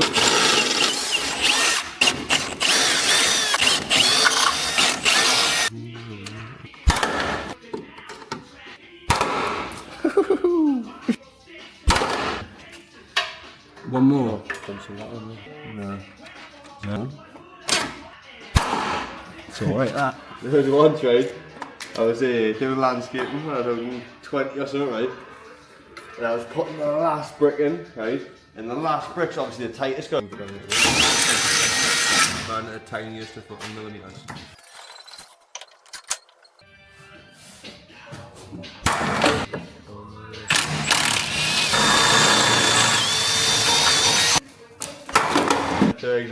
Oh, there's one down there as well. That's that. You think we should put any more, like there or whatever? No. No? That is I've already enough. got more than factory anyway. I know, that's enough anyway.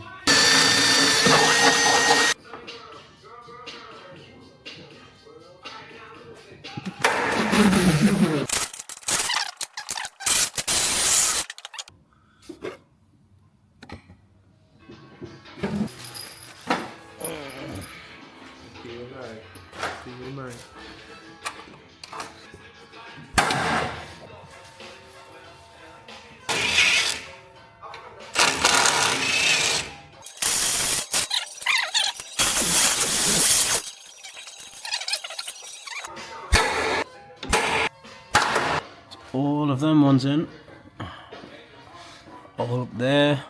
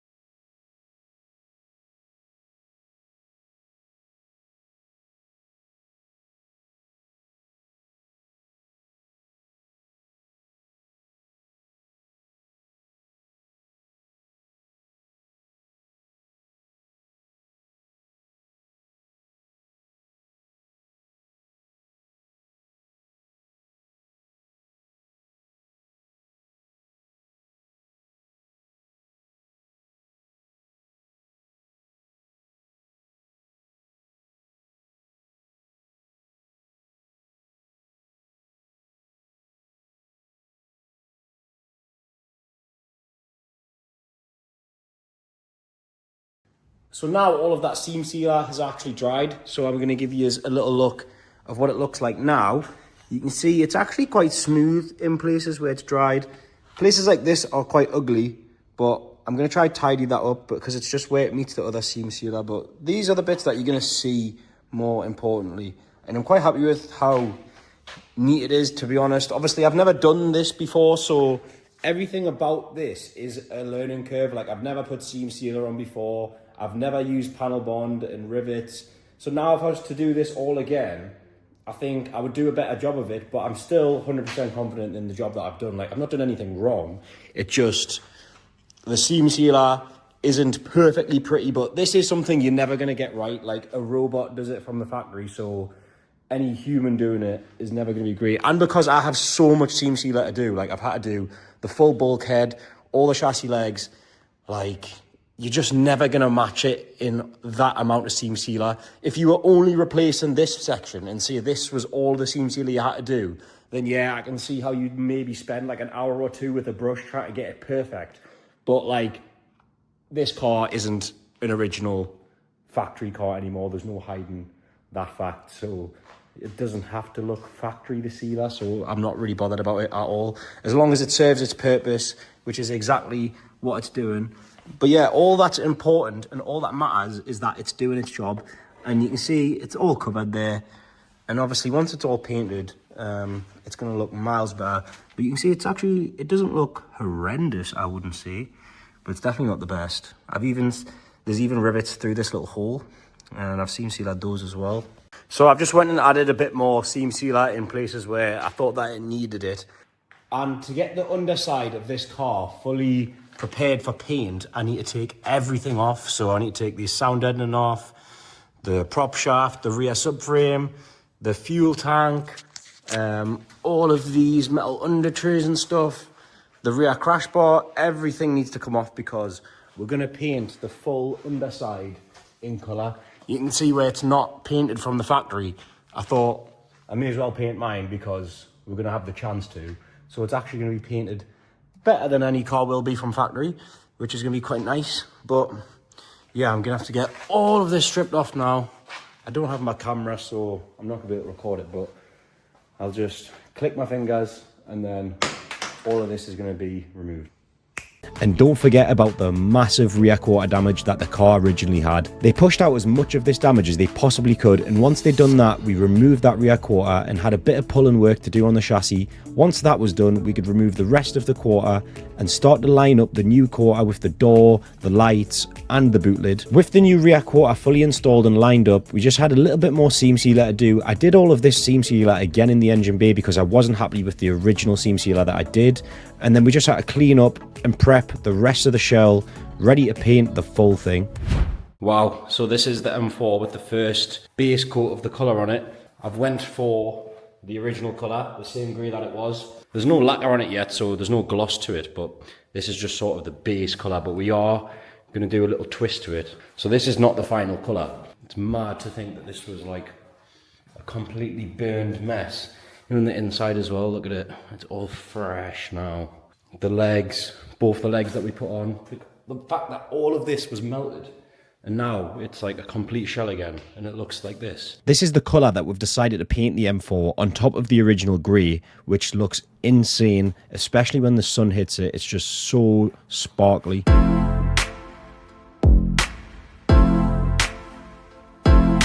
Right now I'm just in the process of stripping down both of the doors for the M4. So I'm just stripping them down because obviously we need to paint all the insides of the doors.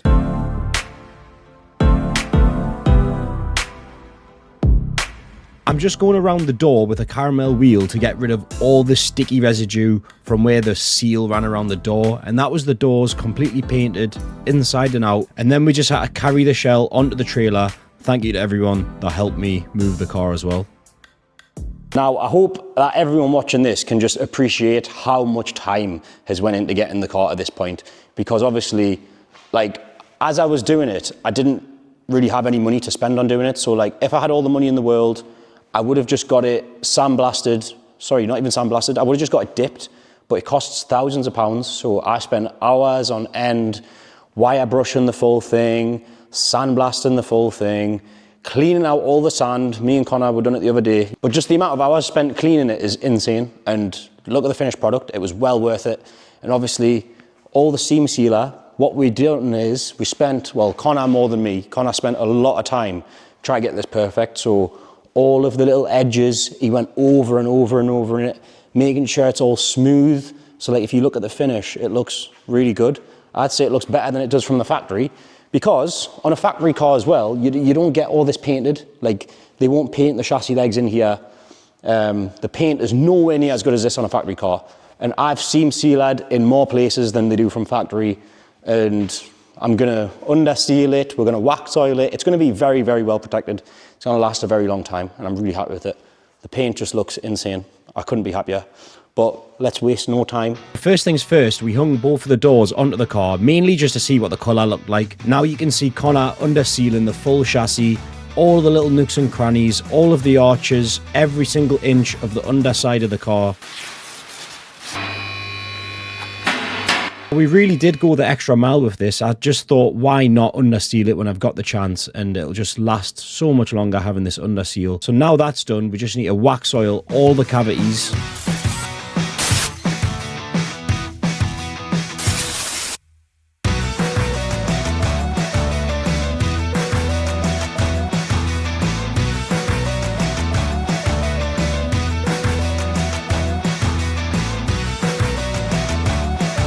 So now that we've under sealed and wax oiled the full shell, you can see that the wax oil is actually dripping out of the holes, which is exactly what you want. You see it there.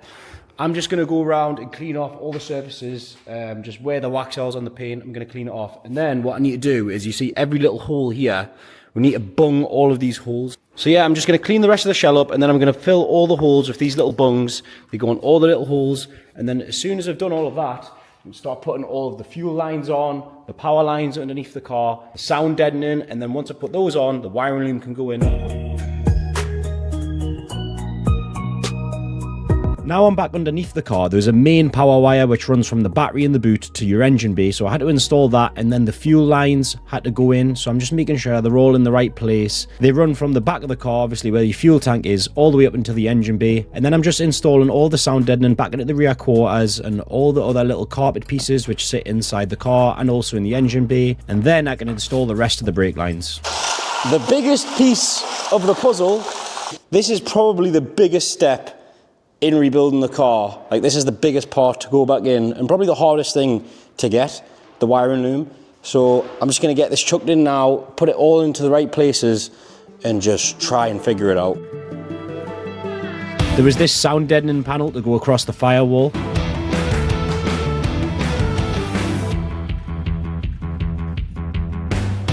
There was a lot of plastic covers and trims in the engine bay which I had to install. I'm honestly not very sure what this does, but I know that it goes here, so I need to put that in. There was 2 metal brackets above the rear parcel shelf area which I had to install, and then also 2 crash sensors which I changed out just next to where the seat belts go into the car, and these foam pieces, as well as some more rubber bungs. So right now I'm probably going to do the most important thing about the whole wiring loom, and I'm going to go around all of the earthing points. You can see here these earthing points, and what I'm going to do is I'm going to get the drill with a wire wheel, and all the paint on the earthing points, I'm going to clean off all of the paint, so all the earths get a good ground to the chassis.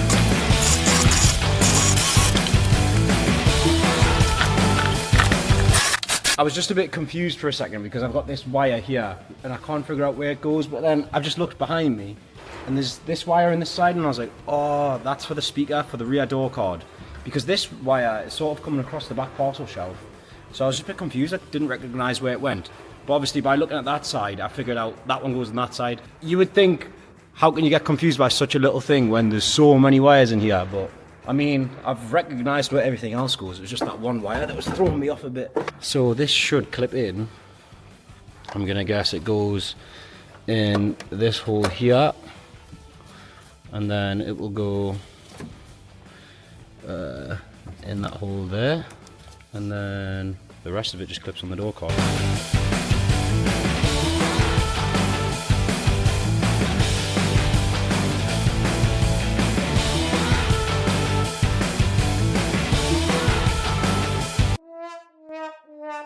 So that's all built up now.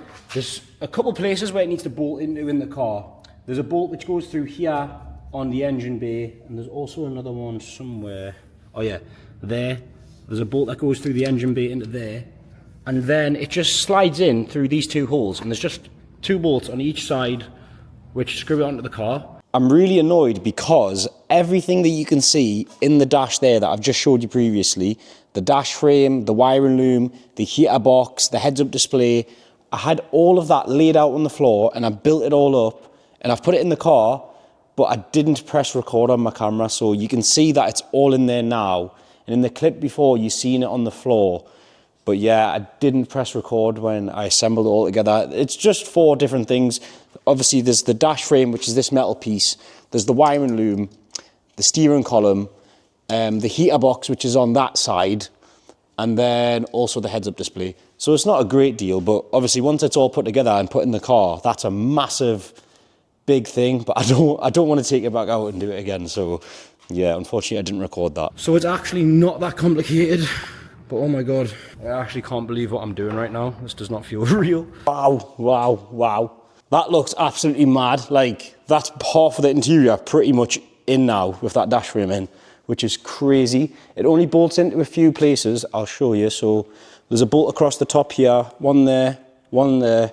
One goes through the engine bay, through that hole there. And then the heater box screws in here with 3 screws. And then on the inside, there's 2 bolts there, so that's literally it. So I'm going to get all those put in now.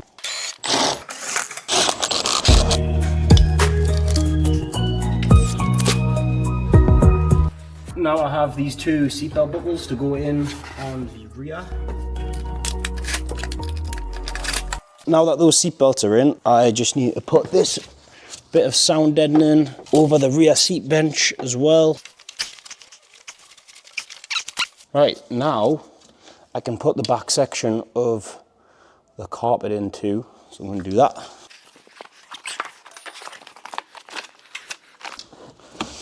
Oh my God, this is mad. What am I doing? What am I actually doing? How is this happening right now? Oh, it's so funny, the amount of people who probably thought that this was never going to get fixed. To be fair, I don't even know how I am fixing it. Like, I don't know why I thought this was something that I can do, but we're here. Oh my God, this is actually mad. Look at it, man. What? The amount of time that has took to get this to this point, I don't think anyone's ever going to appreciate it, but at least I will. All of the electrical connectors down here that I need to plug in. This one must go. This video might be like massively all over the place. Like, I might be doing this and then that and then that, because I don't know where to start and there's no like procedure of doing things because there's nothing on the car. So where do you pick what to do? So like, I'm just kind of just picking up parts and just putting them on the car as they go. Because some things as well, like you put something on, you might have to take it off to get something else on. So it's a bit of a nightmare. But the next thing I'm going to put in is this ABS module. So let's get that in. I've also got a ground in here that I need to put on. So let's get that ground on as well.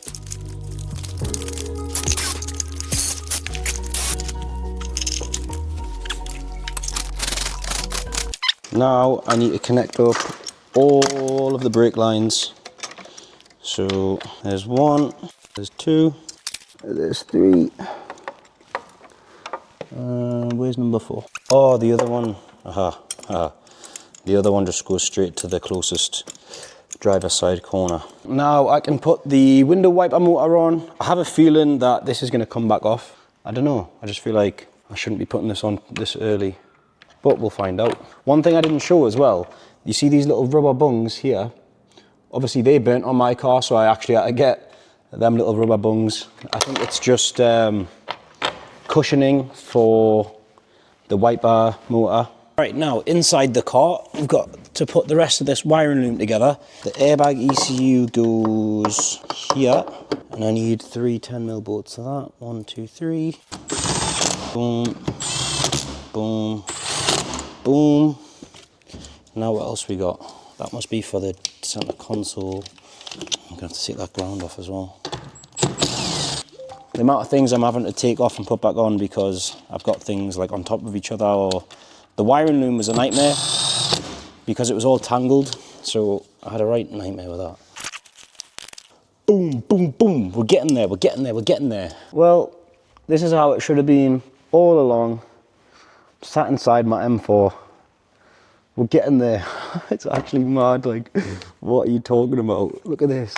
Honestly, it's a bit of a funny one because as excited as I want to be, and like as excited as I have been to put it together, that's why this video might be a bit jumbled and I've not been like recording many talking videos and stuff, because I'm just a bit like overwhelmed and a bit stressed. There's so many things I've got to get right and I don't want to mess anything up, so I've just been kind of focusing more on getting everything right rather than taking videos. But I've still been trying to record it and I'm just so paranoid about this car. Like the fact that I'm actually putting it together now, it's making me very paranoid. So we just need to do the rear subframe, we need to do the fuel tank, but I can't do them because I'm on my own. I need a hand lifting them up.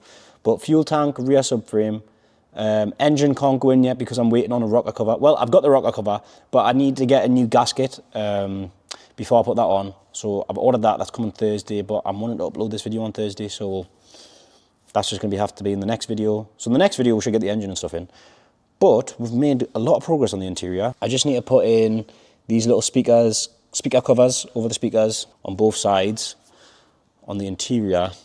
I don't have my dash yet because it's at the trimmer. We've got something very, very special coming with the dash. All I'll say is that the dash is going to be 101. You've never seen a dash like it. But yeah, there's a bit of a weight on that. I've not got my seat belt either because I've sent my seat belts off as well. But there's still loads we can do. So let's crack on.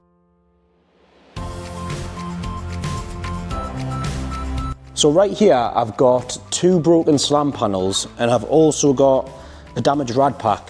And what I'm going to try to do is make the most out of the 2 slam panels that I can. So basically just take all the good bits off of both, put that into one, and then all the other bits that I think I need, I've ordered from the dealership. So once they come, that should then give me a complete slam panel. And then also this rad pack is from the green donut M4, but it's just this front cooler that's damaged, I think, just that one. So I'm going to take that off, see if there's any damage on the radiator behind. This plastic cover's broke there, but to be honest, like, I can live with that. I just need a new one of those, a new plastic cover from the top. So I'll get one of those. That's really, really annoying because I just dismantled the rad pack, but my camera was facing the wrong way. But you can see I've took the radiators apart and they're actually both all right. They were just a bit bent, but I've just bent them back. Like, they're really flimsy and you can bend them really easily. But you can see they're both okay, so I'm going to put them back together now. The reason why I took them apart is because you can't bend them if they're both together, so I'm going to put them back together now. Obviously this oil cooler is busted, so I've ordered a new one of those. But yeah, these 2 radiators are all right, so this rad pack should be all right. I'm just going to start putting the brackets on the back end now. There's flaps here for when you slam your doors, you know, to let the air out. They go there. There's brackets around here as well, so I'm just going to get all that stuff put on now.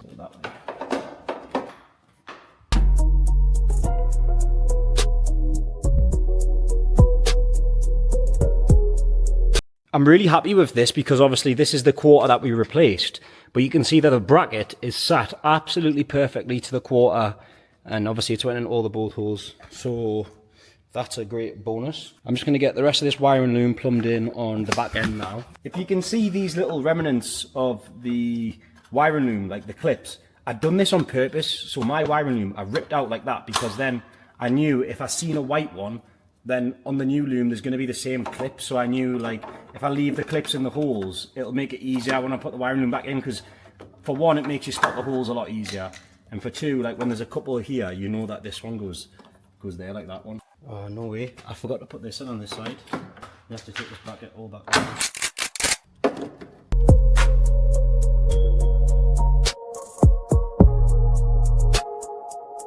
So that's all the brackets and the wiring loom plugged in on the back end.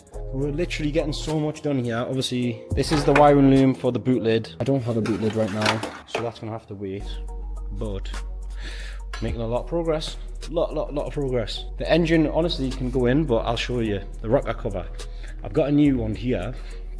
I've got a new rocker cover, but the gasket, I need to replace the gasket because you can't use the same one twice. My rocker cover has a hole in there.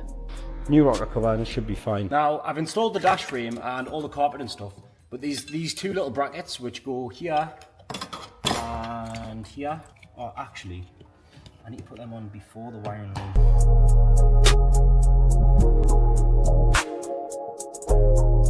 Alright boys and girls, that is pretty much it for this video I think. I might do a little bit more, but we've done a serious amount of work in this video.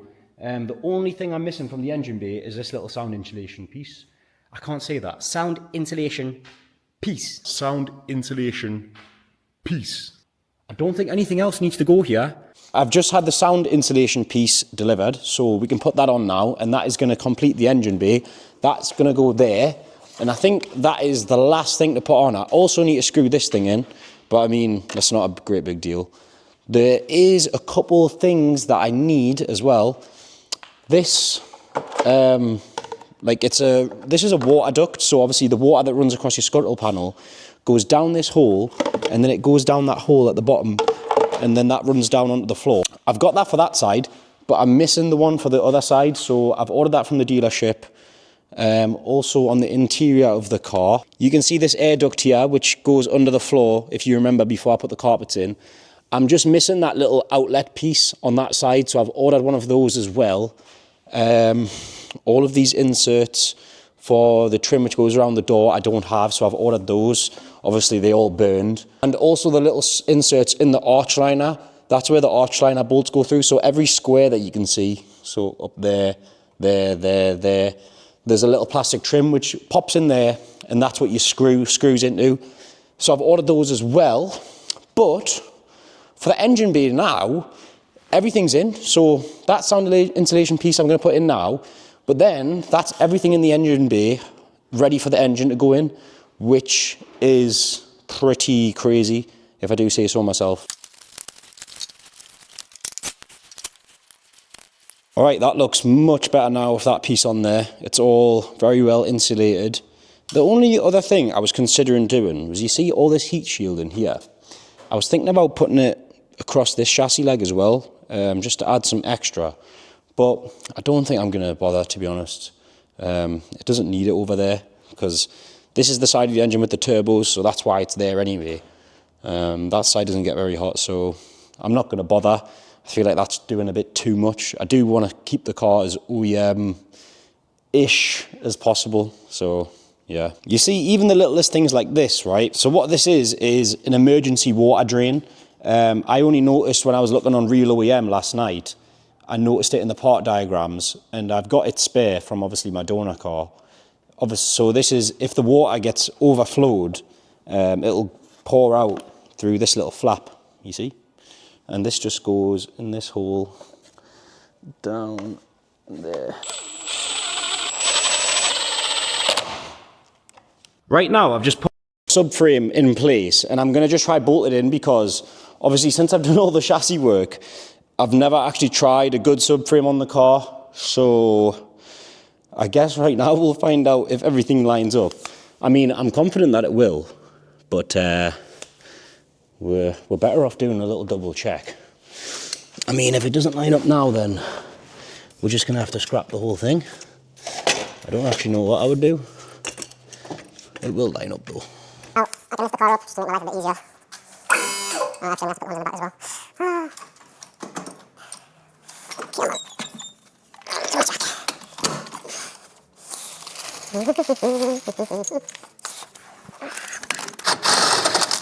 Look at that, man. Straight in. Straight in.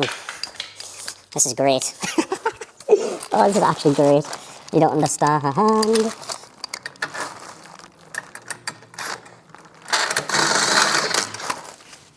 Oh, I can see that it all lines up. I can see.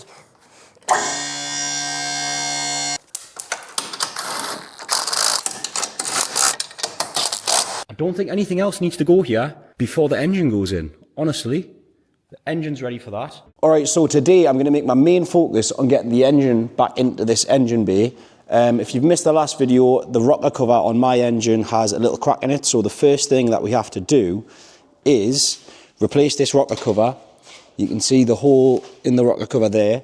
I went to BMW and I got a new gasket, so that's all I was waiting for. So I can put the gasket into the rocker cover, and then we can get this rocker cover on the engine, I've also got one engine mount to install, and then what we're going to have to do is, I've just test fit the subframe on the car, but I'll have to remove this subframe back off, attach the subframe to the engine. It just goes through this bolt on the engine mount here. Here's the other mount. This mount will bolt into there, like that, and then the engine will bolt onto the subframe, and we'll put the subframe and the engine all into the car in one go. But you can see I've got everything built up in the engine bay. I don't think we're missing anything from here. All the pipes are in, sound deadening's in, heat shields are in, all the wiring's in. This wire comes across and just goes over to the ECU and stuff. But yeah, so we're just gonna crack on straight away, getting all of these things removed off the top of the engine. There's loads of stuff, fuel pumps, coil packs, fuel lines, wires, loads of stuff. I'm gonna start with all the electrical connectors first and then just make my way around everything else. So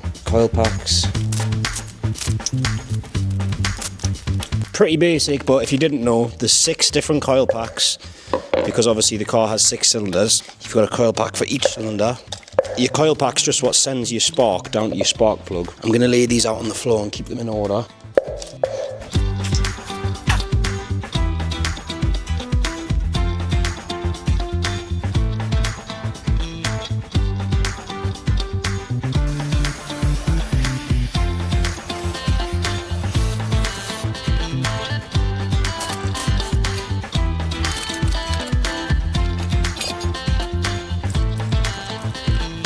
Right, now that I've hoovered down all the gaps, I've got all of the debris that's sitting in all the holes, so I'm just going to take all the bolts out now for the rocker cover, and then it should just pop straight off.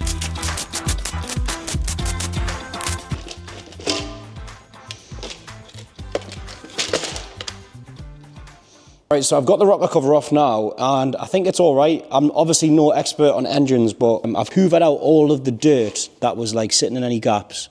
See, there's a bit there. I don't want anything inside of the engine, but overall, I think it's all right. Fingers crossed. Obviously, we're not going to know until we put it in the car and try run it, but I mean, it's pretty clean in here, and there wasn't any really debris inside. I was just hoovering down all the gaps, like down the injector holes and stuff, so I'm going to get all of the surfaces cleaned up now. All of the edges around, I need to clean them all down.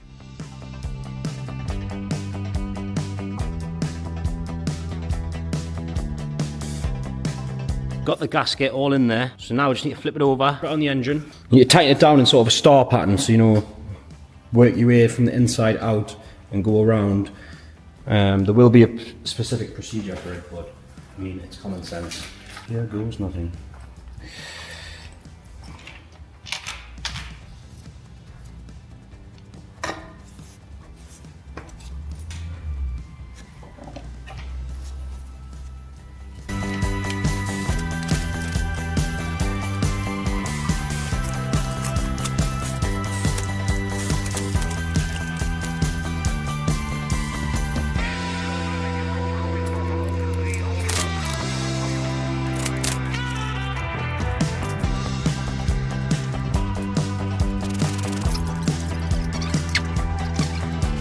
This engine mount's all shattered.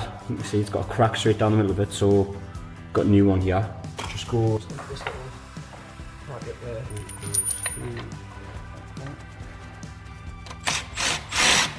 This is the engine mount for the other side, so I'm going to install that one as well. So I have a damaged slam panel off of my M3, I have a damaged slam panel off of my donor M4, and then I basically bought all the other bits that I needed to make up the rest of the slam panel. So what I'm doing here is just dismantling all of those slam panels and building a good one back together. This is the next day and the engine was ready to go in now. I just used the engine crane to lift the engine up and then used a jack to support the back of the gearbox, and I did have to install this gearbox mount onto the gearbox before we put the engine in. I did try to put the engine in with the subframe already on the car, but this failed miserably. I don't know why I even tried this, because I knew it wouldn't work. So I've got the engine lowered down onto the subframe now. You can see directly beneath the car. So the subframe should be exactly where it needs to be. So when I lower the car down, it should theoretically be right where it needs to be. Well, it's definitely going to need a little bit of wiggling, but that was the easiest way probably of doing it. Just got the jack supporting the gearbox at the back just to keep it sort of level. Yeah, I'm gonna have to lower the car down now. Hopefully all the bolt holes are close enough on the subframe, and then just put the bolts in on the subframe, and that should be the engine in the car, fingers crossed. It would have been hard for you to see, but I was just underneath the car there, and I put the bolts in for the gearbox mount. So obviously there's all the bolts for the subframe here, but then where the gearbox sits at the middle section of the car, there's a mount. I'll come under the car and I'll show you in a minute, but I was just putting all the bolts in for that.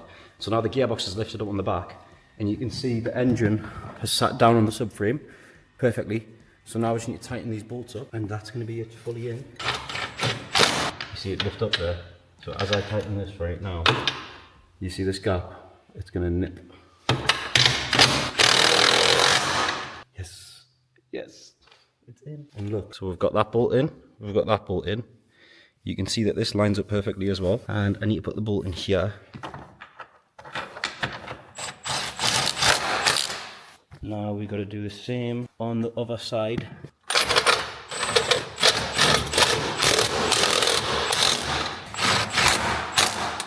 Oh my god, this is so cool. Alright boys, this is mental, but the engine is now in.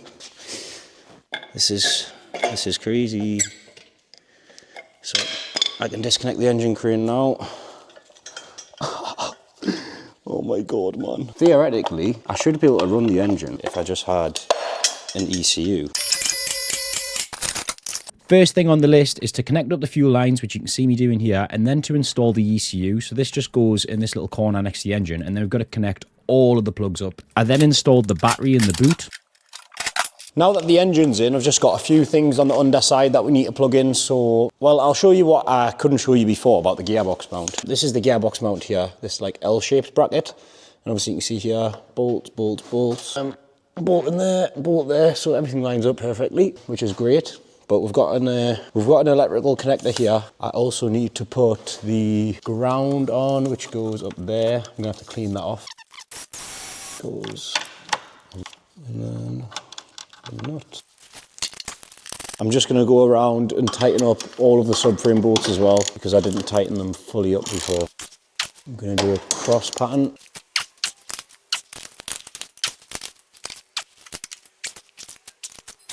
I need to replace this gearbox mount, but stupidly, I didn't take the old broken one off the gearbox, so I've got to get to the 3 bolts up there, which is quite difficult. So I'm having to use 8mm open-ended spanner, and I can just get up there, because it's a really tight gap. I'm having such a nightmare trying to get this out. Look at that bolt up there. Oh, that was so difficult to get out. I'll put the new one in now. Right, I've got that all installed now, all 3 bolts in. You can see there's one there, one at the top, and then another one up there. So now, this little piece attaches to it. Alright, so now I need to connect up the prop shaft to the gearbox. This is what spins your rear wheels. Obviously the gearbox spins your prop shaft, and then through the rear diff that spins your rear wheels. I've also just found out some really bad information about the gearbox. It has to also be coded to the car. So this car, even if I manage to get it running, it's not going to be able to drive because the gearbox is also going to need coded. So that's just going to be loads more money. So that's just great fun, isn't it? That's what we like to hear. If you can't tell, that was a joke. I'm not enthusiastic about that at all. So now there's just 3 bolts which hold the prop shaft to the donut. If you don't know what the donut is, I'll show you. There's this little rubber thing. I guess it just dampens the vibration probably through the prop shaft to the gearbox. The donut bolts to the gearbox, and then the prop shaft bolts to the donut, or vice versa. It doesn't really matter which one bolts to which. But it was easier to take it out this way because the other ones have nuts on the back, whereas these bolts just screw straight in. Now, if you're ever doing this, the bolt at the top is quite hard to get to. So one thing you can do is you can put the gearbox in neutral. But if you can't put the gearbox in neutral, what I do is I just get a lot of extensions, right? And then we can get it from the top. Because obviously the extension's so long, it gives you the room. So I'm getting that bolt now. So we've connected up all of the important things on the underside now, I believe. Prop shaft, gearbox mounts, and all the electrical connectors. So underneath here, there's not really anything else that we need to do for a little while. But the next big thing that we've got to do is we need a brake pedal, because without a brake pedal, you can't start the car. So stupidly, I bought all 4 brake lines and I binned one of them because I thought it was scrap, but no, I needed it. So I've ordered the I've ordered the brake line, but it's gonna be a week until it gets here, which is really annoying. So that's gonna put everything on hold, like a lot. And I'm using this gun thing.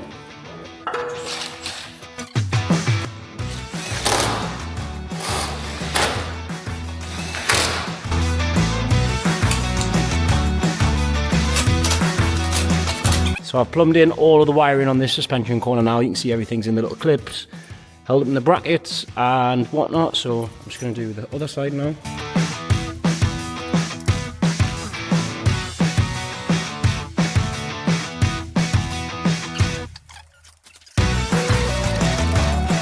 I've just been down to BMW to collect a few of the things that I needed for the M4. We've just got that brake line, which I told you I needed before. And then I've also got the water duct piece, which I was missing, that goes down there. And then this piece just goes in there like that. And all the water that runs down off your windscreen goes down these holes and it drains out of there. So it's actually quite an important piece. And now that I've got the brake line, we can put that brake line in and hopefully I can put all the brake fluid in and we can build up some brake pressure so that the car will actually start. And then I've also got this little coolant flange piece which goes on the front of the engine here. You can't actually buy this part individually from BMW. It comes complete with the water pump, which is really annoying. But luckily, I knew someone who had a dead engine, like he's blew his engine up, and he sent me this off his old engine, which is really lucky. And funnily enough, the reason why I need this is because I pinched it off my engine for the M3. So I had to get another one. And whilst we're talking about the M3, I've actually put the M3 up for raffle. So if you want a chance to win this car, just check out my description and you can buy your raffle tickets for a chance to win it. Really, really lovely car. It's got the carbon bucket seats as well. And right now, I'm just going to be putting on all of these carbon grills, which you might have seen in the M3 video. So we're putting all the grills to carbon, and I'm also putting a little front splitter across the front.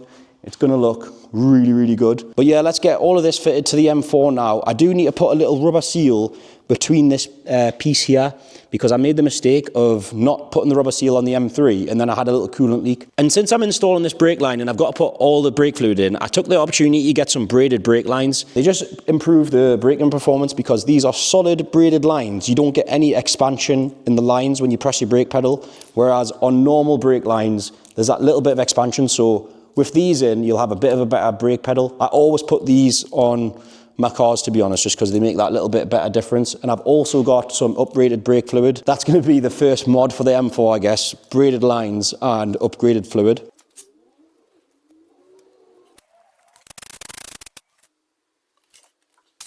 So I've connected that coolant flange on, and then the pipes that are remaining here, this long one, which goes all the way down the back and connects to the heater matrix down there. So I'm going to route that round now. And then the other one goes up to the reservoir tank. You can see this one has seen better days. This is from the green M4. So I'm just routing that coolant pipe all the way down the side of the engine, down to the back where it connects to the heater matrix.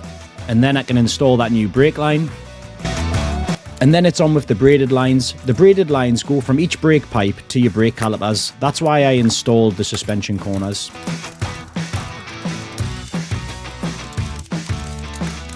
So I've got some upgraded brake fluid that we're going to put in the car. I got RBF 660. I'm just pouring all of the brake fluid into the Easy Bleed, and then I'm connecting that up to the brake fluid reservoir, and then the other end just goes onto the tyre, and this is what pushes all the brake fluid through the system.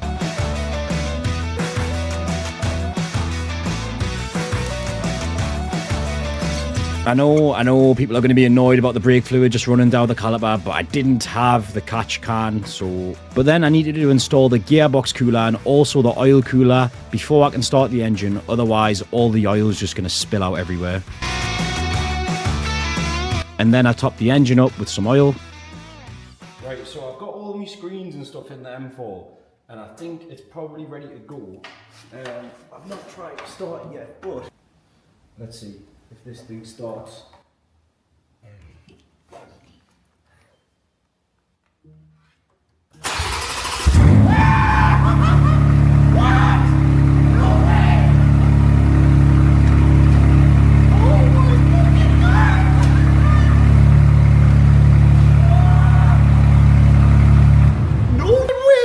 No fucking way! No! Oh my You're joking. Let's do this again.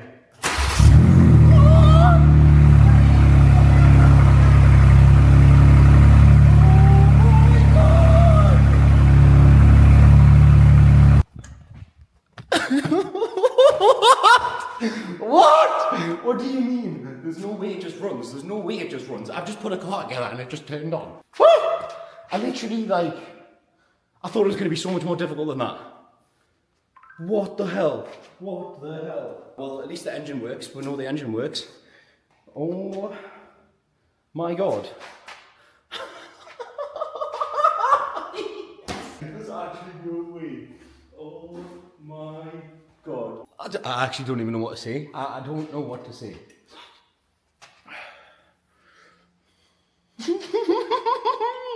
I actually don't know what to say. What is going on? Right, well, full steam ahead now. Full steam ahead now. Let's get the suspension all in. The engine runs perfect. Oh my god, right. You know how much, I'm completely overwhelmed with emotion right now. The amount of hard work that's went into this. And, it actually works. It turns on. What do you mean? Oh my god. This is actually crazy. This is actually crazy. A few moments later.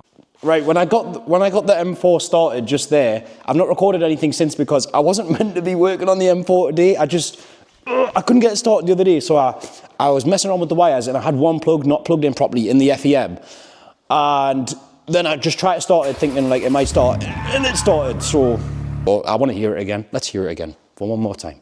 I just want to hear it start up because... Oh, I couldn't believe it. The fact that it just starts up straight away as well. Wait a minute. Let me get my foot on the brake.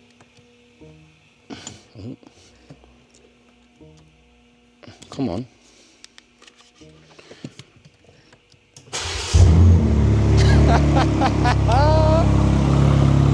Would you listen to that beauty? Oh yeah, that engine's good, isn't it? Runs perfectly. Oh, I'm over the moon. This is just great.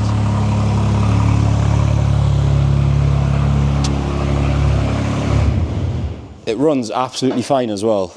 Mint.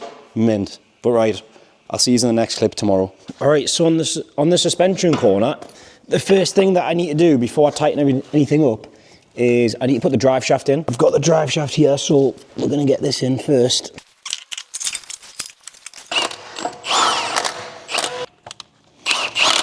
All right, drive shaft in. Now we need to do the drop link. I need to tighten on the tie rod and also both of the suspension arms. Same thing again on this side. I need to put the drive shaft in and then we can do all of the suspension arms.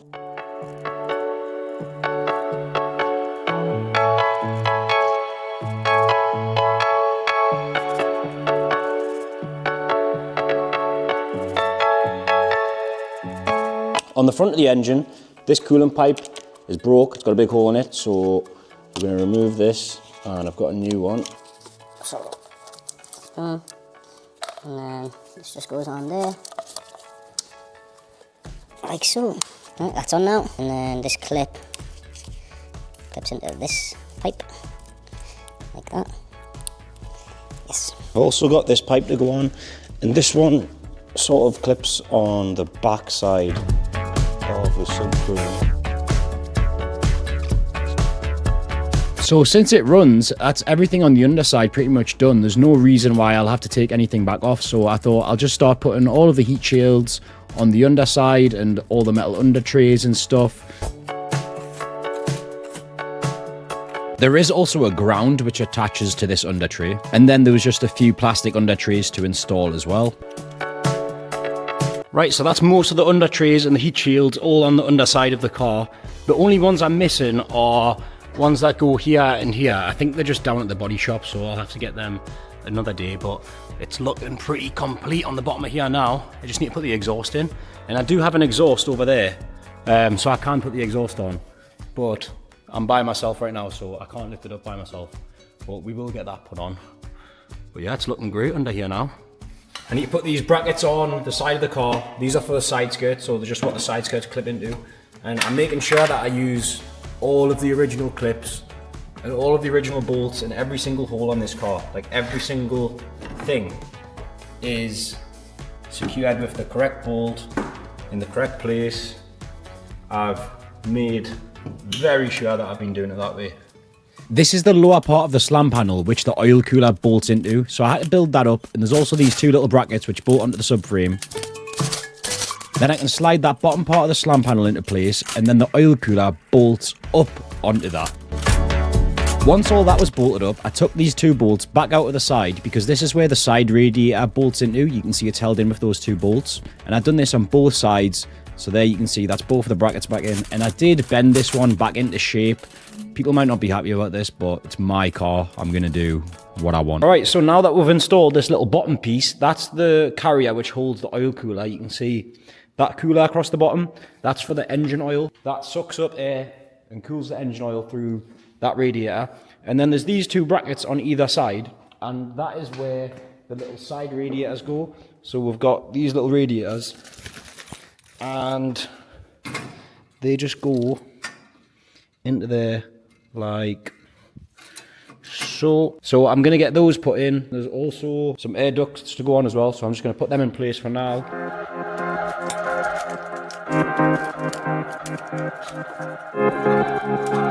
Now that we know that the car works and all the wiring's correct, what I'm gonna start to do now is just fit up everything that I can. So I've got the side skirts here.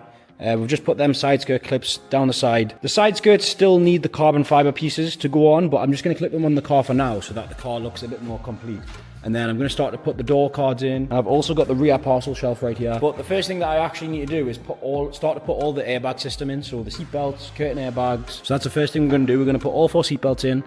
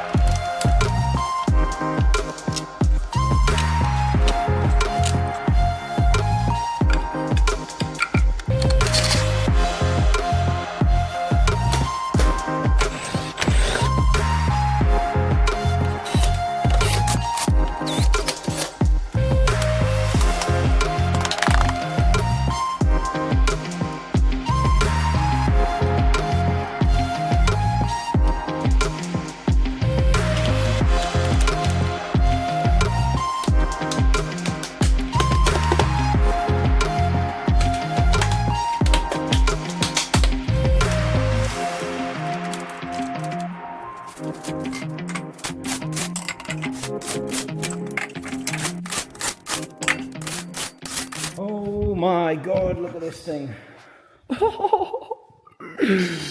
You're joking. You're joking. This is going to be crazy when I drop this on the floor.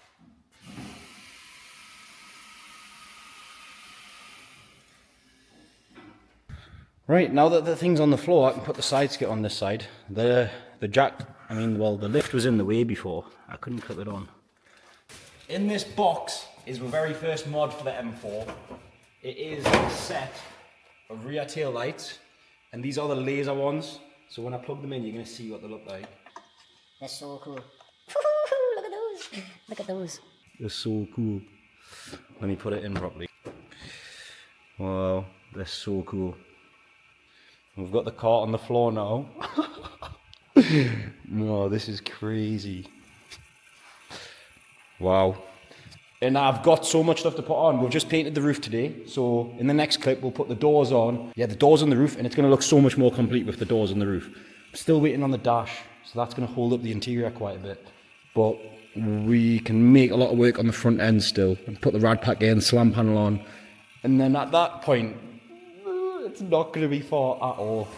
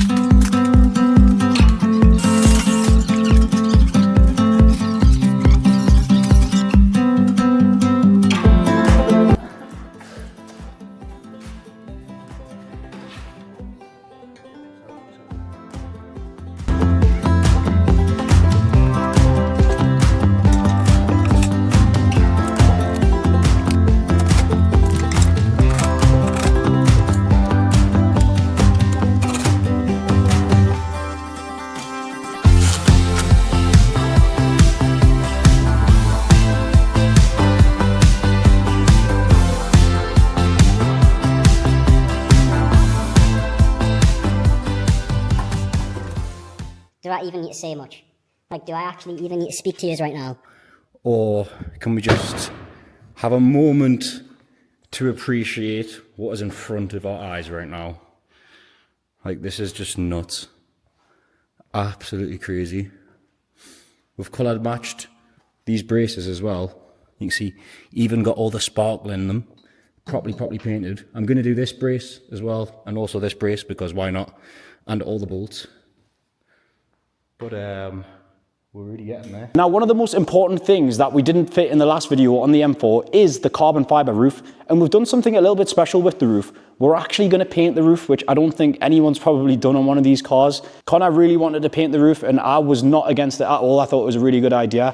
We've done a blue pinstripe down the middle of the roof, just like the CS has it with red, but I didn't want to copy the CS and do it red. And the interior is blue, so it goes with the blue interior anyway. And then we've also ran another little yellow stripe on the inside of the blue, and it just looks crazy. And we've done the same pearlescent throughout the whole roof as the car. So not only has the car got this mad pearlescent on it, so does the roof, which is really cool. It's definitely going to be 101, and I think it looks mint. It goes really well for the interior. We've colour matched all of these braces, which you would have seen, in the same colour as the car, so they look mint. Even this one that you're not going to see, we painted that one as well, just because why not? And the interior as well just looks insane, like the blue bucket seats with the rear door cards as well. It's just so nice, this interior. I think that's got to be one of the nicest interiors you can get on a G80. But first thing on the agenda today is to get this rear bumper all built back up. You can see it's painted in the colour. It looks really nice. I don't know if the gold sparkle comes up on camera. It's hard to catch it under certain lighting. Once we get the car outside, once it's driving and stuff, you'll have a much better idea of what the colour looks like. I've got this carbon fibre rear diffuser for the rear bumper. This didn't burn, so this is like all from my original car. It's actually all genuine BMW carbon. My car originally, before it was burnt, had loads of genuine carbon on it. It had the front splitter, side skirts, had a lot of it. So, yeah, unfortunately.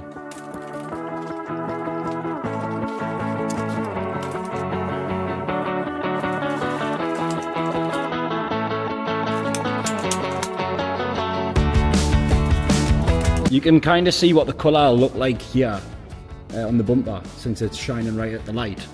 So you can see it a bit better there. But the only thing that's a shame about this rear bumper is this little bit here is gloss black, so I'm going to have to get a carbon one of them. I am just going to quickly give this a wipe down as well because it's a bit dirty.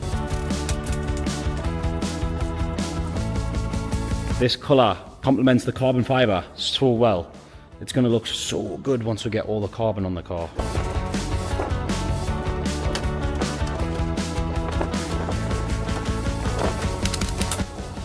That bumper line is perfect, where we've replaced the quarter.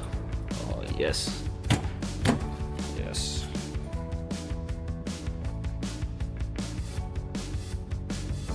In the last video, we installed the rear door cards, but I never got a chance to install the rear seat bench. So you can see I'm just installing all the seats here, and these two little panels which go in the corners between the door cards and the seats.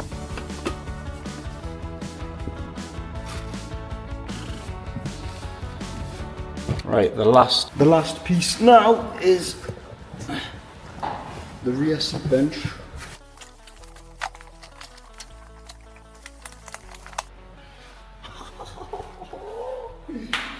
Oh, look at this interior. It's so good. Look at that. The blue is so nice. I don't care what anyone says. I think this is the best interior. We've colour matched this brace as well. Painted in the same colour as the car. That goes across the front here, and we've also done that one at the back, like I said in the last video.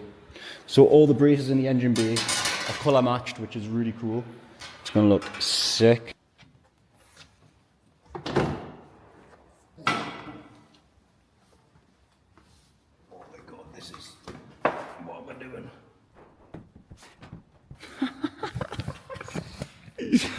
Oh my god. Look at that roof! Look at that roof! With the seats! You actually can't tell me that's not sick. We fitted the doors to the car in the last video, but I still need to fit the wing mirrors, so I'm starting to fit the wing mirror on the passenger side here. So we're going to do this on both sides, and I've also got the little speakers to install. And then I also just renewed all of the little clips on the door card to make sure it's properly secured, and then I can start to clip it onto the door.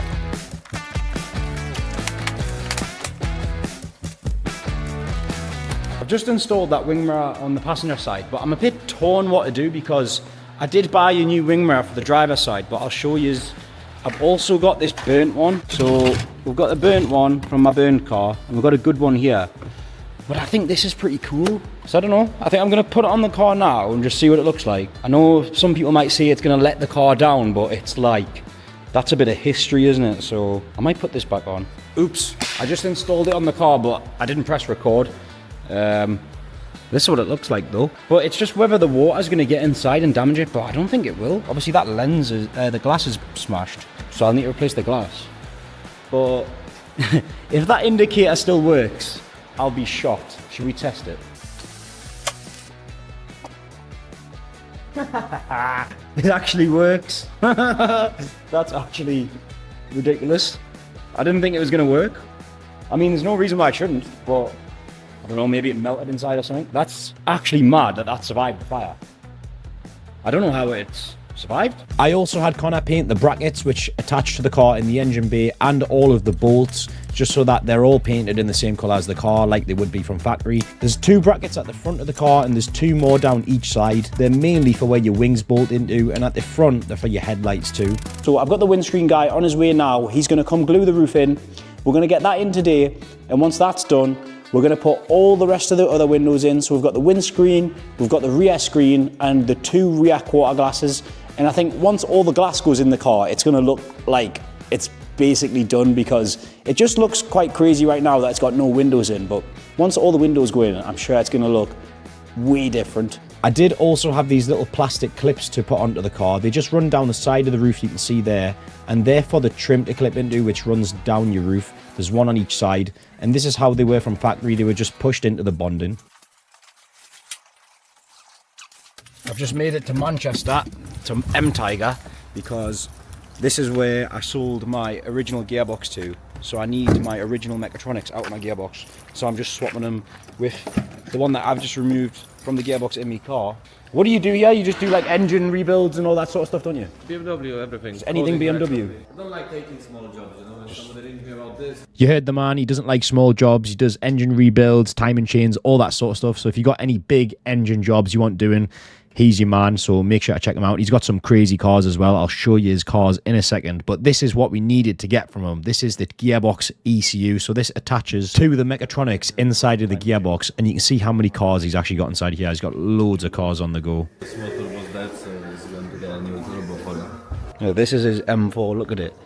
Full carbon back end.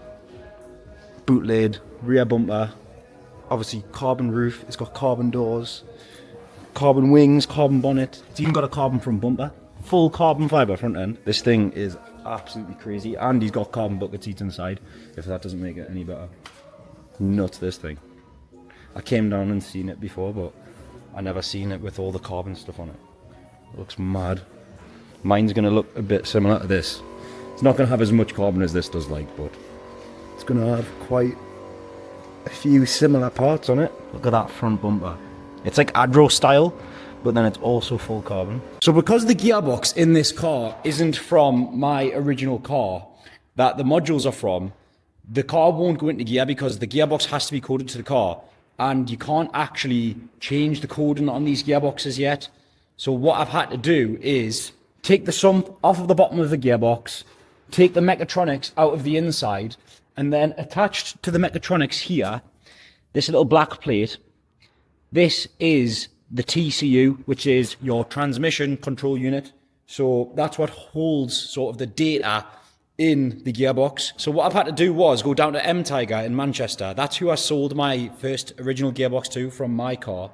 So he actually had my original TCU inside of that gearbox. So I've went down, he's given me that back. So now when I put this back into my mechatronics here, so I need to swap these two around.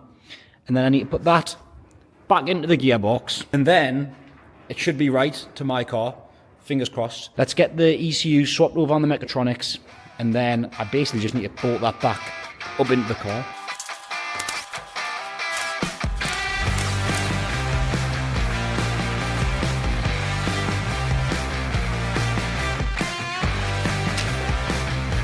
So that's the old one removed. So I'm going to put that to the side, and then we need to just put this one onto here. There was quite a few bolts which held it in, but I just looked at the one which was already removed to see where all the bolt holes were, and then there's just one electrical connector to plug in.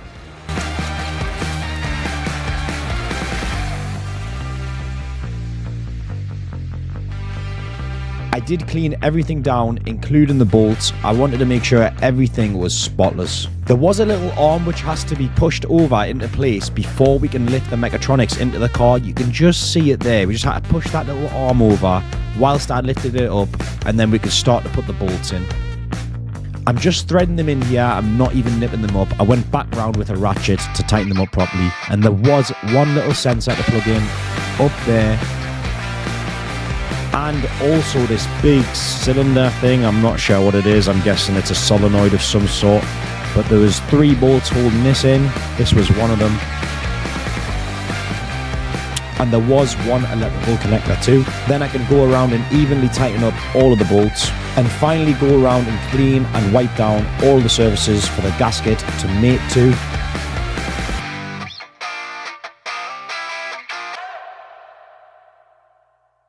Also, I forgot to mention, I massively messed up with the gearbox oil. I just drained the gearbox oil thinking, oh, I'll just put new oil in. Didn't think anything of it. Even though it only had 6,000 miles, when the oil came out, it was literally brand new. I could have just caught it in a bucket and used it again, which I should have done because I rang BMW, and each bottle of gearbox oil is 1 litre, right? And it's £54 per bottle with after VAT. And I need 10 bottles, so that's like 550 quid in bloody fluid, which I was not going to spend. So I got this online for £20 a bottle. So I spent £200. This is the manufacturer of the gearbox, ZF. So I got the ZF8 fluid because it's a ZF8 gearbox. It should be the right fluid. No, it definitely is. I double, triple checked. I've done a lot of research making sure it was the exact same specification of oil, which it is. I'm guessing BMW probably just put the same stuff in a different bottle, but yeah, who knows?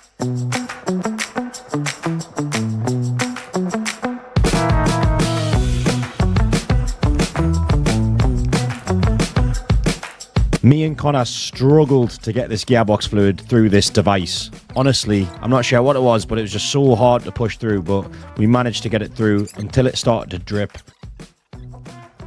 So in the last clip, we just filled up the gearbox fluid until it was pouring out, but I can't properly fill the gearbox up until I get the engine running upper temperature, and then when it starts to pour out, because it has to be running to do it properly. Since I had an extra pair of hands here to help me, I could finally put the exhaust on the car, so we just guided it up to where the cats come down from the engine. I slid it onto those studs, got those bolts in, and then started to put all the hangers on.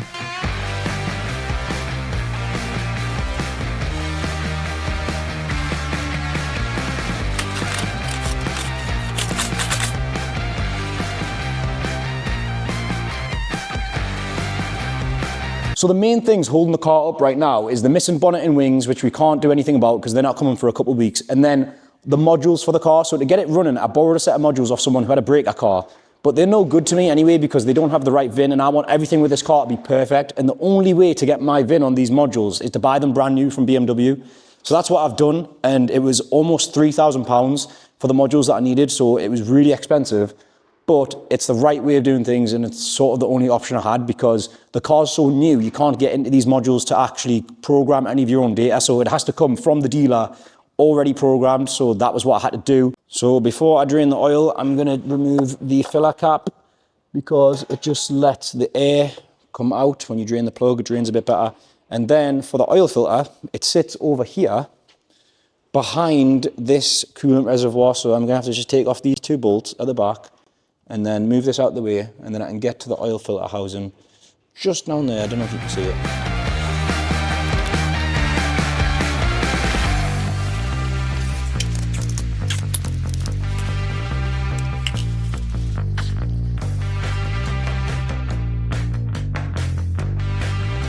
We might have some mixed opinions, but I've went for Miller's 5W40. BMW recommends 0W40, I think, but I'm going to be taking this one stage 2 and modifying it a bit, and I personally prefer using 5W40, so I'm going to use 5W40, and it calls for 7 litres, so I've got 2 bottles, one here and one here, so 5 out of one, 2 out of the other. I'll have a bit left over for when I have loads of oil leaks.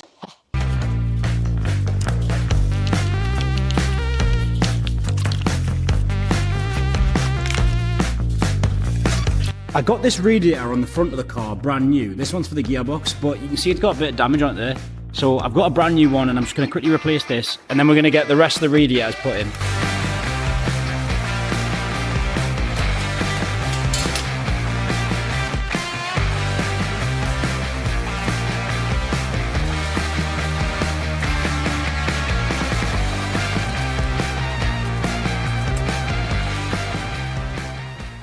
So there's just 2 bolts which holds the rad pack in. There's one down there, if you can see it through that little hole.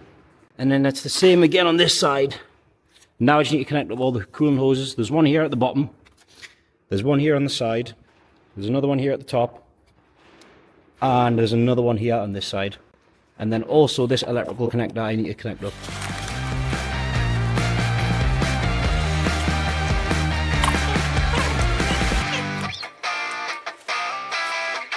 Earlier in the video, we glued the carbon roof onto the car, but we couldn't put the windscreen and the rear screen in straight away because obviously the windscreen sort of overlaps onto the roof. So we had to let that dry first. But now that's dry, we can install the windscreen.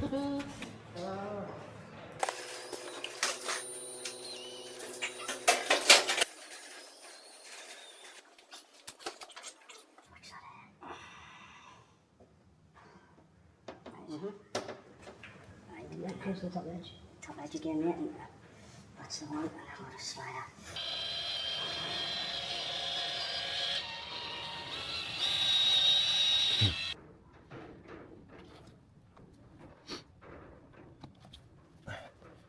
So I had the windscreen guy come round yesterday and he glued the roof in, and then now he came round today and we'll put the windscreen in.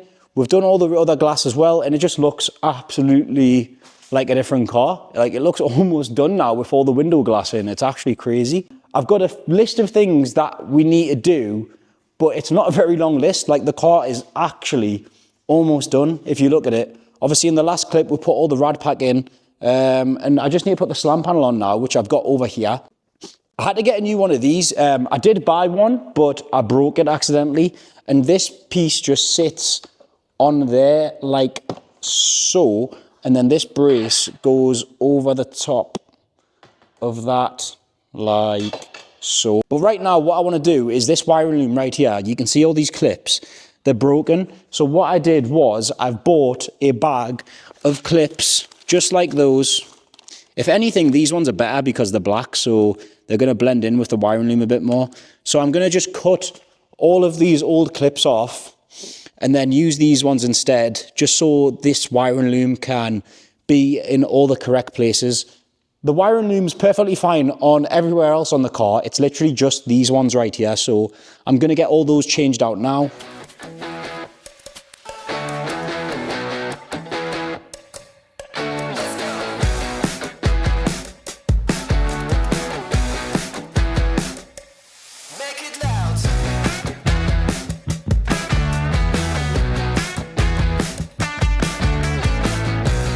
Right, that wiring loom is all secure now. If you can see, all them clips are in, and they look better than the original ones did because they're black. The original ones were like yellow, so they stuck out like a sore thumb. One of the most amazing things about this car that I feel like everyone has to appreciate when I take it to places, like I'm going to take this car to shows and stuff so people can see it, is how every single little inch of the car, every bracket, every brace, everywhere that wouldn't really be painted from factory is painted on this car, and that's all thanks to Connor. He wanted to go the extra mile in painting this. Like, he's basically painted the whole car as a favour, and he's helped us with a lot of stuff on the car, even as far as painting the carbon roof. Like, he just wanted to do that because he's went so far with painting everything else. He's like, you've got to do something with the roof, which I was completely on board with, but I didn't want to give him too much extra work, but he's had no problem with doing it for us, so I'm obviously unbelievably grateful for that. And you just don't even know, like, when this car was burned, who's going to let you keep a burnt, smelly mess in the garage? Like, he didn't have a problem with letting us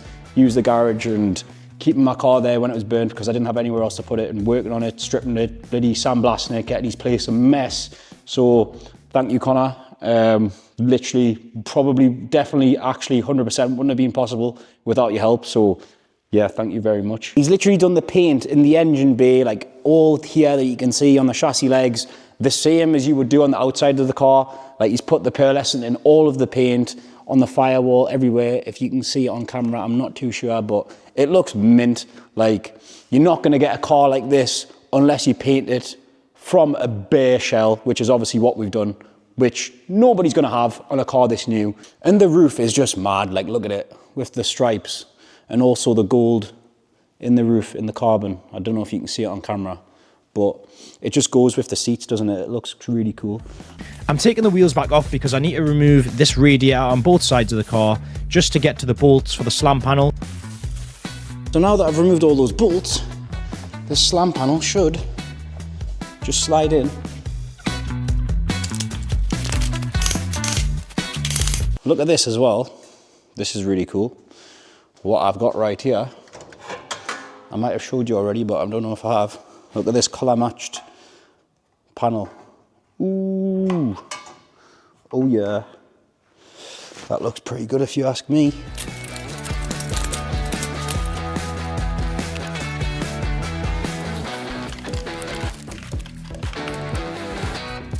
Right, that's both the headlights in and the front panel, and like, it's pretty much looking like a car now.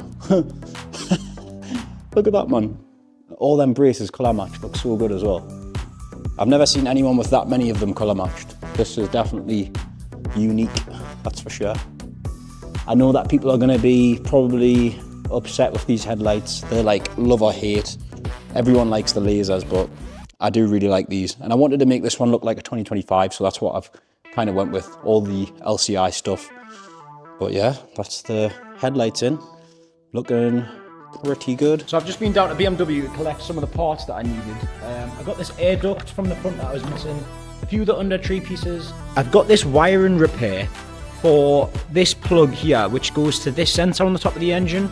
But you can see there's 3 wires here, and I don't know which wire goes to the first, second and third pin on the plug. But this is where I'm very lucky because I've got an M3 sat outside with the exact same engine, so I can just go look at the plug on that one, see which colour wire goes to which pin, and straightforward enough. I don't have to bother looking at wiring diagrams and stuff, so quite lucky there. So we're going to get this wire repaired now.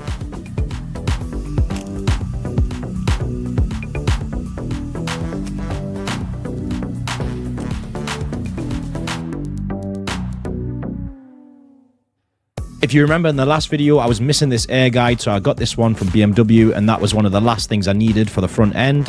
So I've installed that, and then I borrowed this bonnet and one wing from somebody I know that had this lying around because he bought a full front end and he didn't use these parts. So I'm just going to use them now to fit onto my car, see how everything lines up, and I'm going to return them to him afterwards. So we've just put that bonnet and wing onto the M4 and it's looking a lot better, but I need a front bumper and I need the other wing. And I've actually been in talks with someone for the past like month or so, a girl called Eva from KCW Body Shop, and she had this bumper. They've given me it for a really good price, so thank yous to use. But we're gonna get this put on the car now, and it's gonna make it look a whole of a lot different. It does also have this little carbon splitter on it, but it's damaged unfortunately, so I won't be using that. But this bumper is in pretty good condition. The only damage it had was right here, and you can see we've repaired it a little bit. Just put some staples on the inside in there.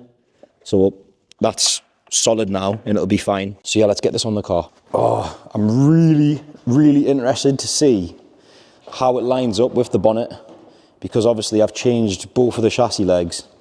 So this is gonna be like the moment of truth right here. Right. Oh. Wow. So I've literally just chucked the bonnet on and I lined it up with the wing a little bit, and we've literally just slapped that front bumper on there. I've not done any adjustments on any of the front panel or anything. And look how the bonnet is sitting with the bumper. That is insane. Like, it's practically lined up perfectly and I've not had to do anything.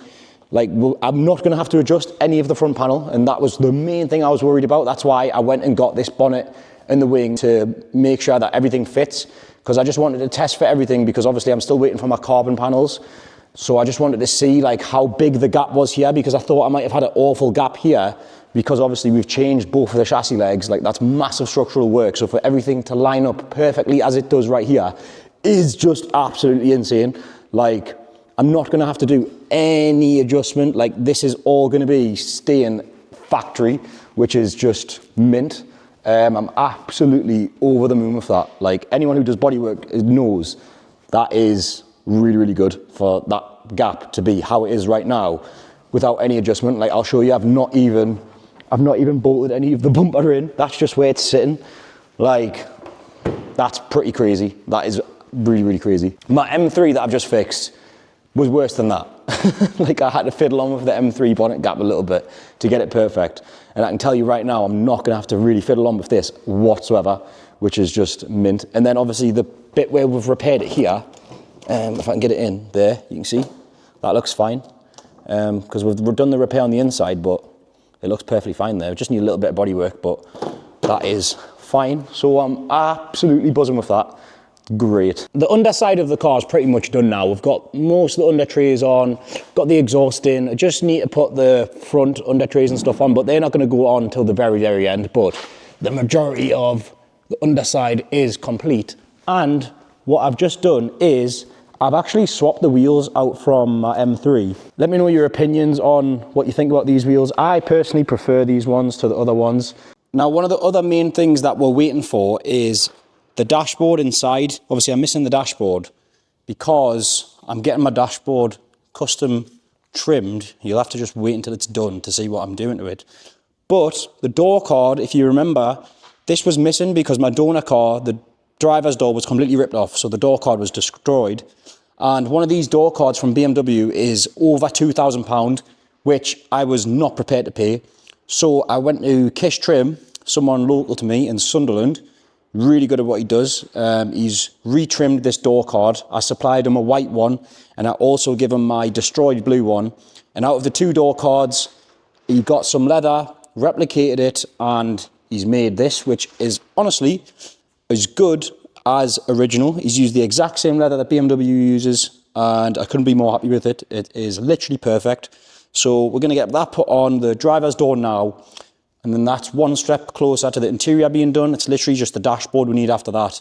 The dash can go in, and then I can put the headliner and stuff in. So yeah, let's get that door card onto this door now.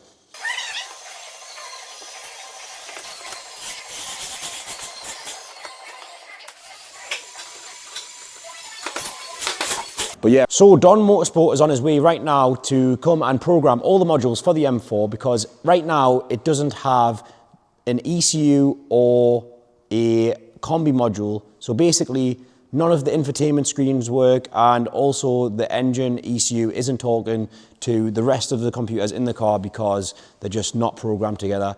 And without Don's help, I would have been absolutely lost, because anyone else to do this probably would have been charging me an arm and a leg, and it would have just been an absolute nightmare to get it done. But Don has literally came in and saved the day. So he's just coming right now with these modules, and we're going to get everything in the car, and hopefully everything should work. These were the last two modules that were needed for the car. So this one obviously burned. There was nothing left of it in my car, and this one burnt as well because it sits behind the dashboard, like behind where the screen sits. So Don's just put the two new ones of these in, got them brand new from BMW.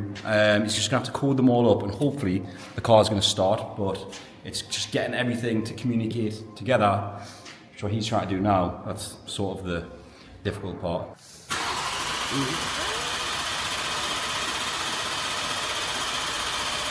It's got fuel in it, right? Yeah, it should do. Could that not be something to do with the...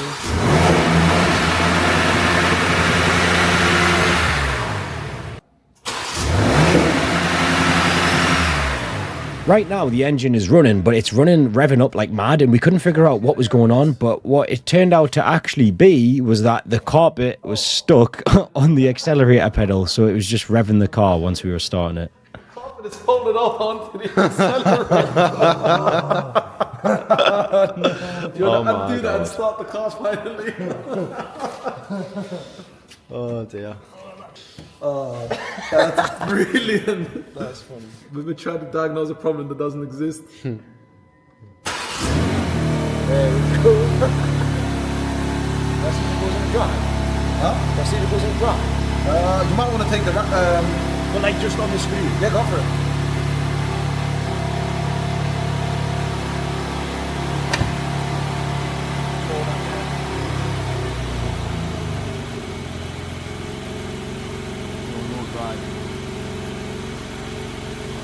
Not going into drive?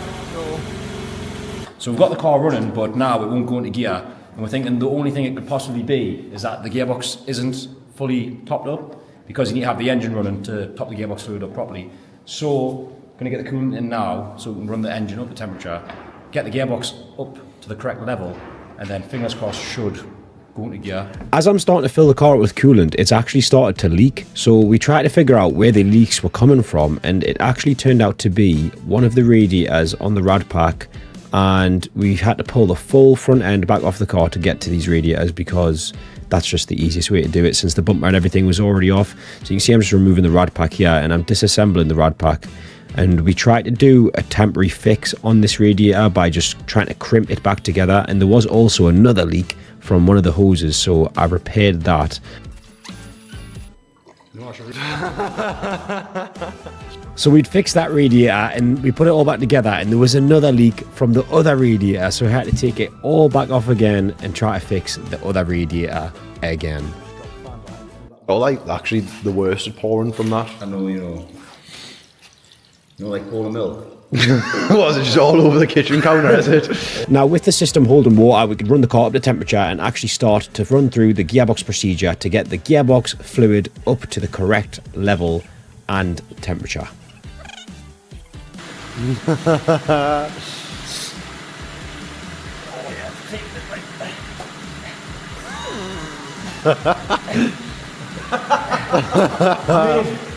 don't understand how hard it is to push this thing out. I know.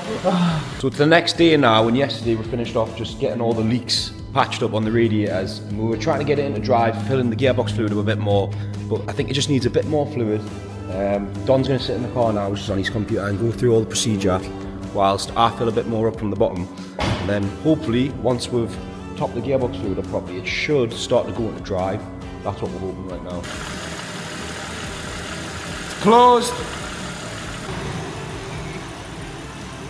So I've got these two new radiators to go on the car, as both of these were leaking. This back one was leaking from where the metal part had just came away from the plastic, so we tried like cube bonding it together so it would stay together just while we were running the car, and it did. And then this other one has a little crack here. Oh, you can actually see it, look. You can see where the water's coming out. But I probably could have repaired that, but I thought these were on eBay for like 200 quid each, so I thought I'd just get them both. So we're going to swap both of these out, get the coolant in, and then that should be all the fluids in, and it should be good to go for a little test drive, I think. Oh.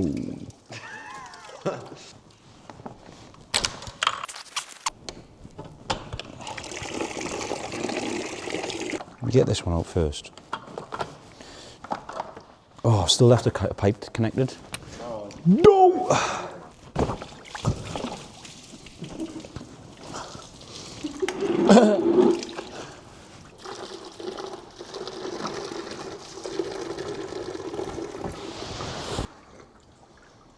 Take it over here.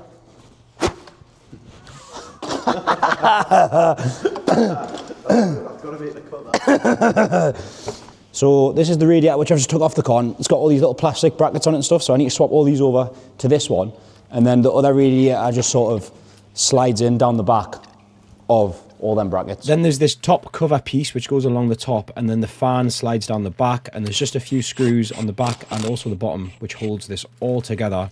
And then I can put it back in the car, connect back up the radiator fan and all of the coolant lines, and also install the transmission cooler across the front. These two little air guides to put on as well. They just go here and also there. They take the air from your bumper to your brake ducts. So these ones go to the radiators, but then there's also these ones which go to your brakes.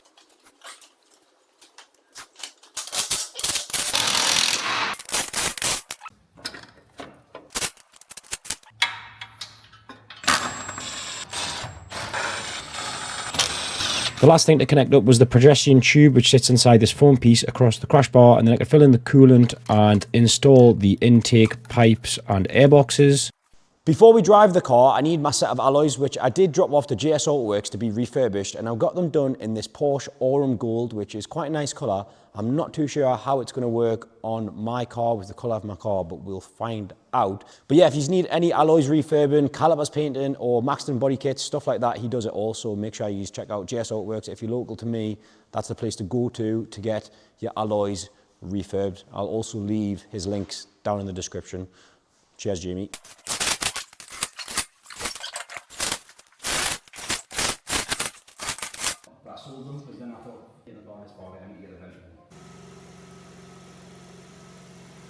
Do it again. That's so cool. Right, so we've got all the front of the car built up now, all the fluids in the radiators, and I've also just put the intakes in. And we did bleed the brakes one more time because on the first drive I don't want to have no brake pedal, so literally I'm just going to go and try to take it for its first little move forward and backwards. Right, let's move my seat.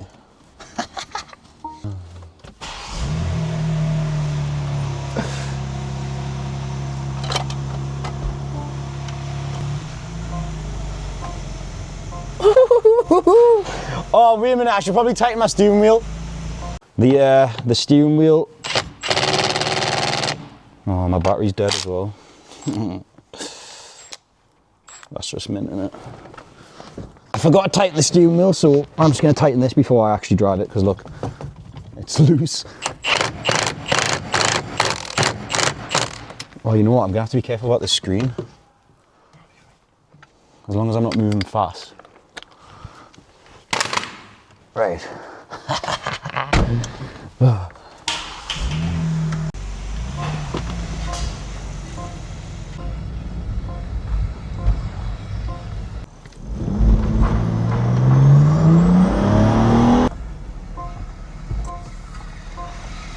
Now I need to install these two trims which run down each side of the door, but I'm just going to give you a little bit of insight because this might not be something that people know about. So there's all these little rubber grommets which go in all of these holes, but then here there's one of these plastic inserts for a screw to go in. So this literally, well, you'll never have to take this out of your car because obviously unless it's been on fire, I don't see why you'd ever have to take this plastic insert out. But that just goes in there like that. And then what happens is there is a little flap in the rubber here. You can see, sorry, you see that little hole in the rubber? So one of these screws, little torque screws, actually goes through there and it comes through this hole on the inside. And then on the rest of the trim, it's just these plastic clips which hold it in. I thought I'd just share that in case anyone ever needs to know.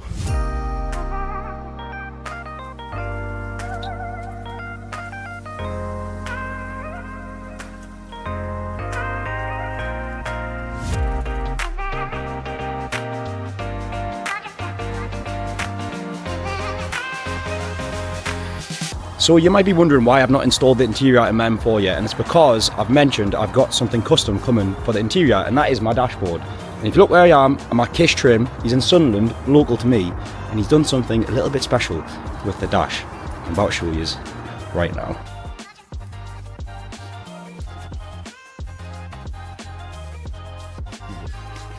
Let's have a look at it then. Here we are. Here we are.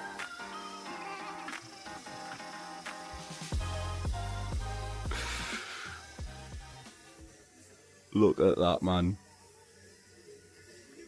Wow. Yes. Yas Marina Blue. The exact same leather as the interior as the seats. Isn't that right? The exact same leather you've used. Exactly. It is, isn't it? Germany. Exactly the same. There's some yellow stitching across the top.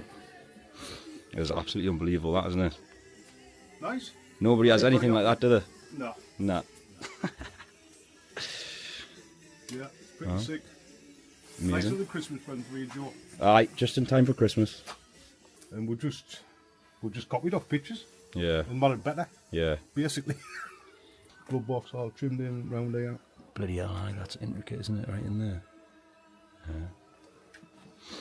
And from the factory, it has like two little fillets. Done exactly the both same. sides, just done exactly the same. Yeah. Just all off pictures, really, Joe. Aye.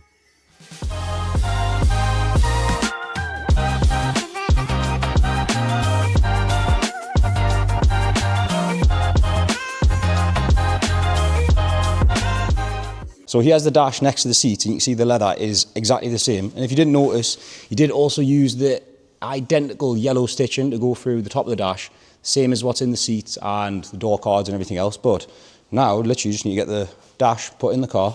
So I'm gonna take this and we're just gonna get it straight in.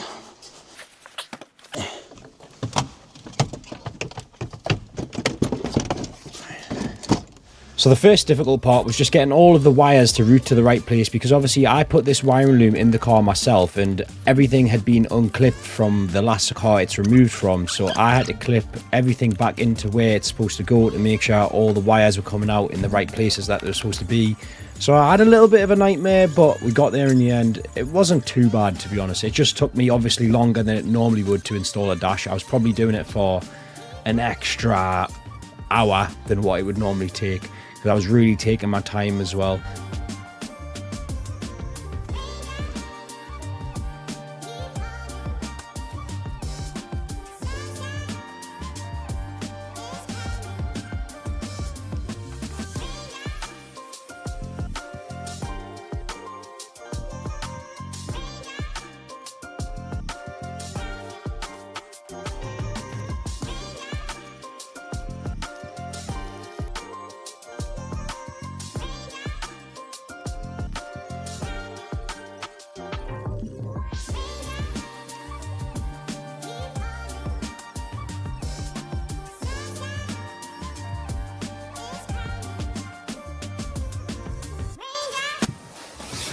Right, so the last thing to complete the dashboard is this steering wheel airbag. I just cannot get over how good this looks. It's actually insane.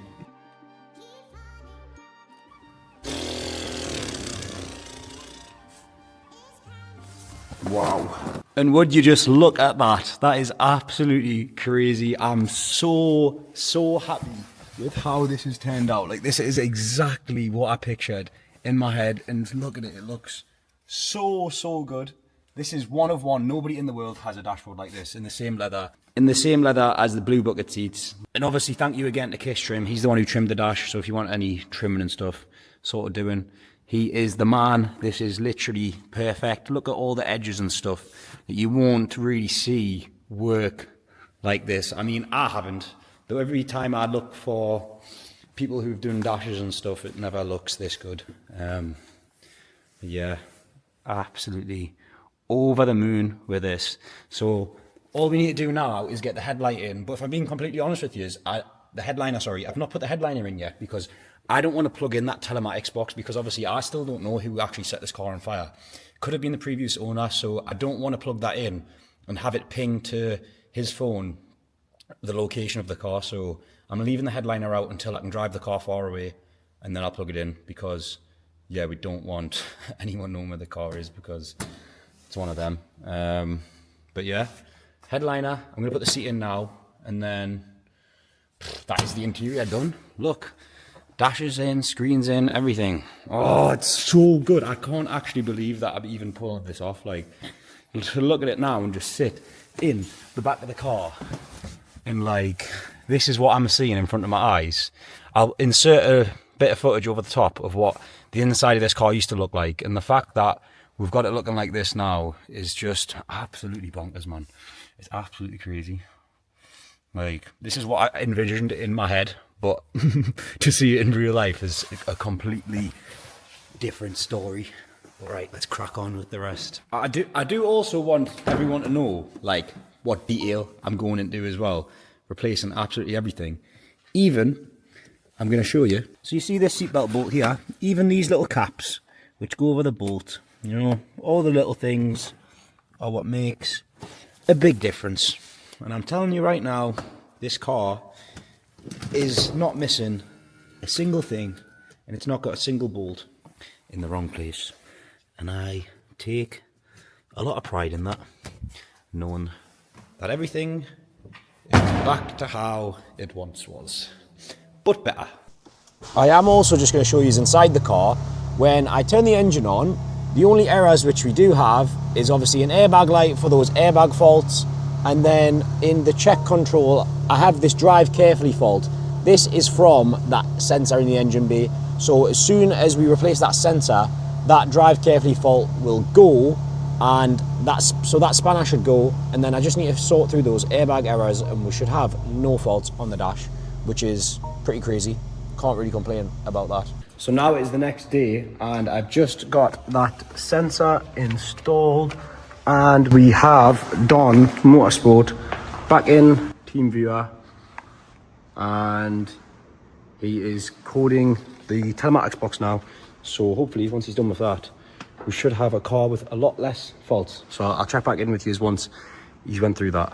Right, so Don's just coded the telematics box. So now I'm starting to put in all of the headline. I've just put the sun visor in. So you put this one in, and then the pillar trims, and that is the interior done. And then also on here we've got Apple CarPlay, and now I do also have the car logged in on the app on my phone. So literally everything's working now. Great. I just need to finish putting this headliner in, and got a few airbag faults. I'm going to do them now as well, and then that's literally it.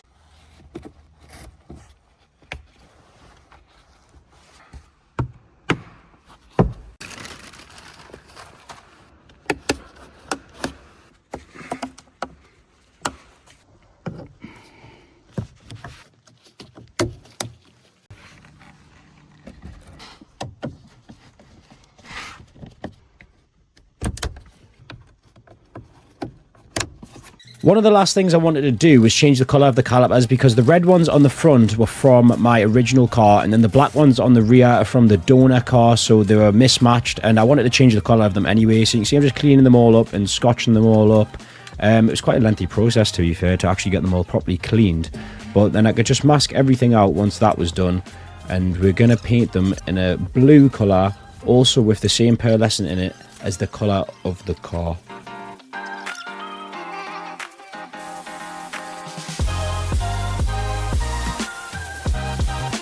And once again, thank you to Connor for painting the car. He painted the car itself, the brakes, all of the carbon, which I then changed my mind and didn't like, which you'll find out about in the next video, and literally every little bracket, bolt, brace, everything for the car. Sound, you can't say both sides of the car at the same time, so you can't compare. What line did we go off last time? Was it that one or this one? You went off these two. I'll check that out quickly. Just go for that. As long as it's symmetrical. As long as it's straight. Yeah, that's it. Pull that corner.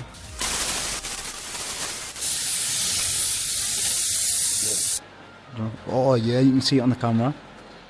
Haha. Bet you nobody has them painted. Nobody. Right, so that is the calipers fully painted, and I must say they look very, very nice. We've put the same pearlescent into the calipers that is in the paint on the car, if you can see sort of the gold. It's hard to see inside because we've not got the daylight, but you can still get an idea of what they look like. And then the rears, we've also even painted these little clips.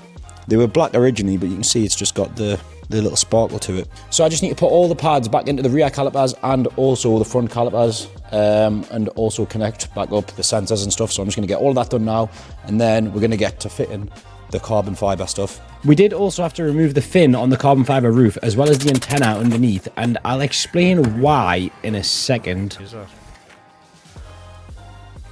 So this is the fin which we've just removed off the car. You can see that's the shape of it, and the actual antenna inside is that shape, but this is the one that I need for my car. The antenna inside is a completely different shape, so when they've upgraded to the new LCI model, the antenna on the roof is completely different. So this would never have worked if I didn't swap it over.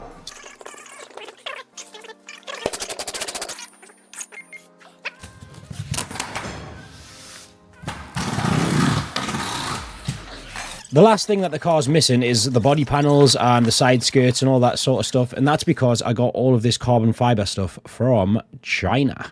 You can see I got the side skirts, boot lid, rear splitters, front splitters, wings, bonnet, literally everything in carbon fibre. Connor's just painted all of the carbon. You see, put the pearl in all of these, and then the wings, he's painted them in the colour of the car, and they look so good. Look at that.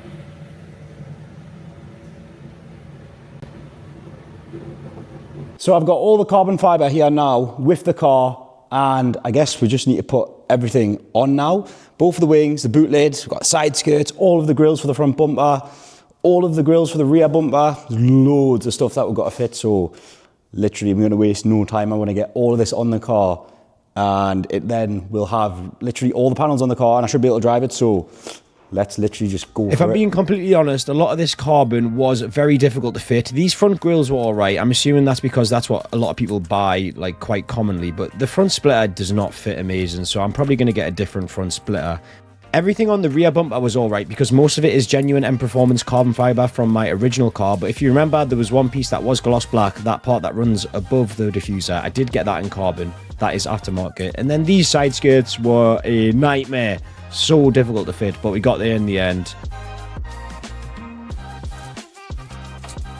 The boot lid was a bit of a nightmare as well. I couldn't get the boot lid to line up perfectly on the car, and there was every single hole for the light and the rear badge with the reversing camera. All of those holes had to be modified because they just weren't trimmed properly. And this hole for the badge wasn't even cut, so you can see I had to make my own hole here.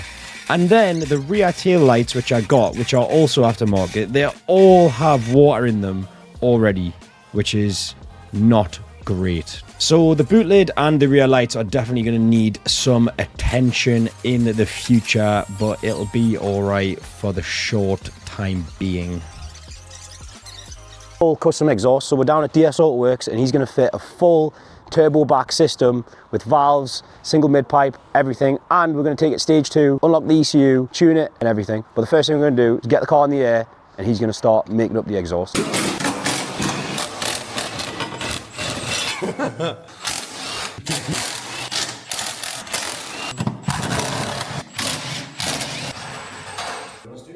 Just lift it up and slide that thing into it, then we should be able to.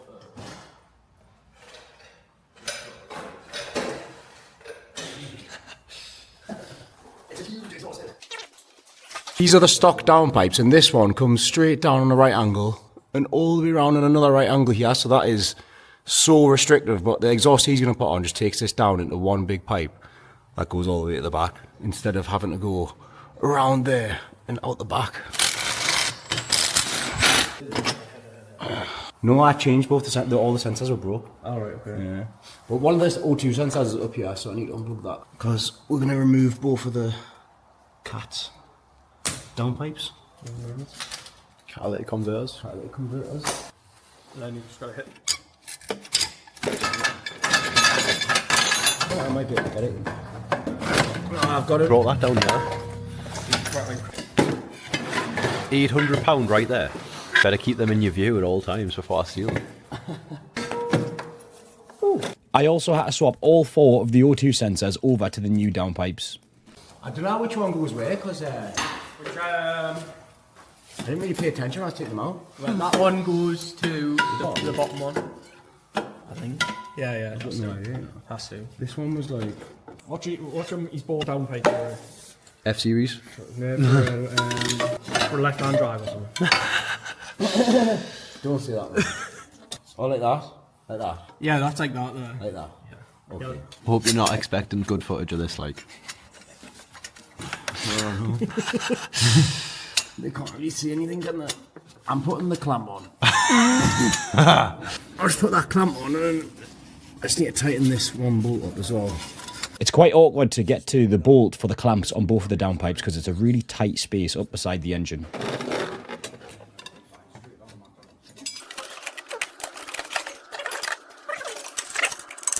The next thing to do was to remove my ECU, so there's just a few plugs on the top of the ECU and then it slides straight out. I'm removing this because I need to send it off to Finland so that the ECU can actually be tuned. And now it's time to get rid of these gold wheels because I really don't like them. We're going to change them to gloss black, but first we're going to fit some lowering springs to the car. So I did already fit lowering springs, but these ones I think were out of an M3, so the car, if you've seen on my TikTok, is sitting really, really high. So I've got these springs, which are meant to be for an M4. You could on the other side. Aye. Wow. Yeah. Jesus. Yeah. That's mad. Fitted mine on, mine were the same as them on me 140, and he was like, "Why would you get grey springs?" And I was like, "They're the only ones that come in. You don't see them anyway." Yeah, I know. You don't see them anyway. And now, but like, gonna like cool. That's.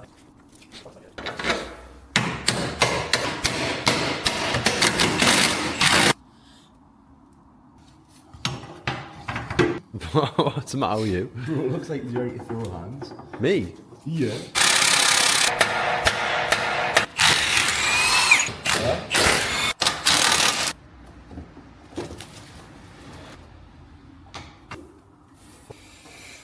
The jackpot. So I tied a knot on it, right? And I just took the toilet roll and I put it in my bag and took it home with me. Now I just need to do the same on this front passenger side, and then that is all 4 lowering springs installed to the car.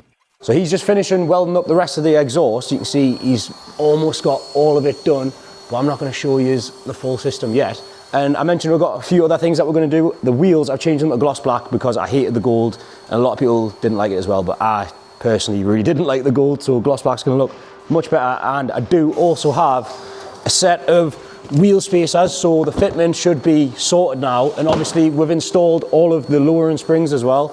So when the wheels are on and the car drops on the floor, the fitment should be so much better because we've done the lowering springs and also wheel spacers, and then also the gloss black wheels, so it's going to look completely different. And then my ECU, we've got my ECU back as well, so we need to put the ECU in the car, and I've just bought MHD, so we're just going to load that onto the car ourselves. And I think I'm going to have to buy XHP for the gearbox as well. That's just like the file basically that remaps the car. So yeah, once he's done finishing welding the exhaust, we'll get the ECU in. We went for some chrome tips at the back, and then this comes into the valved back box, which then comes all the way down. Look at the welds, by the way. I'll insert some close-ups. It's absolutely amazing, this exhaust. And that comes into a 3.5-inch single mid pipe. So it's going to have loads of flow through here, because originally on the standard exhaust, it comes down and it does a 90-degree angle here and another 90-degree angle. So it's just so restricting because it has to go all the way around there. But instead, this comes down from both the turbos into one pipe, and then that comes into this big section here, straight out the back. So it's going to sound so much better. Spacers, I got 10mm and 12mm. I think I'm going to put the 12 on the front, so they're the wider ones, and the 10s on the rear. I'm pretty sure that's right, but if it's wrong, I'll just take them back off and swap them around. I don't know, I've hit my knee on the floor like weirdly. Oh, you know, you took me.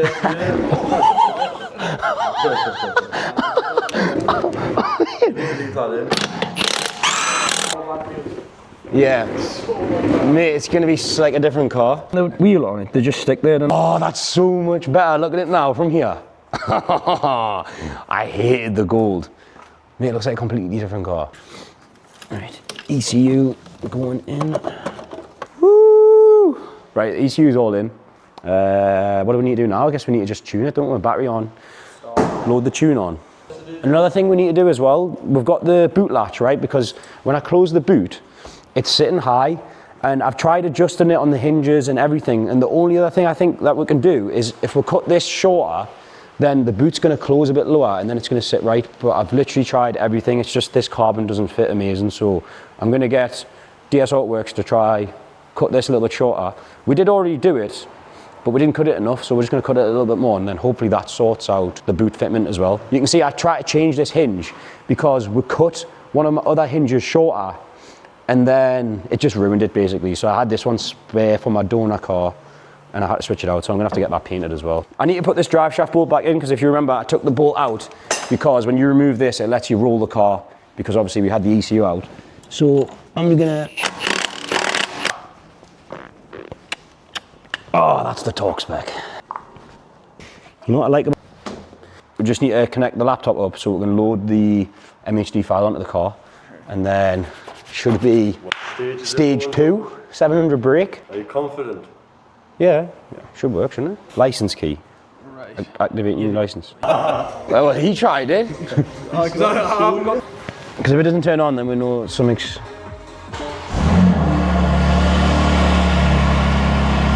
Is that valve closed? You've had them unplugged? Yeah, I can't put it in M1. I think that's valves closed, mate. It is. That's valves closed. Multi-mark where you got 4 different marks. You go stage 2 multi-mark. Stage 2? How does a multi-map work? No idea. The map's flashing onto the car right now. We're doing it through the phone. We did try it on the laptop first, but it wasn't working, so I think that's going to work now on the phone, fingers crossed. And then once that's done, should be ready to drive, no engine light, full power.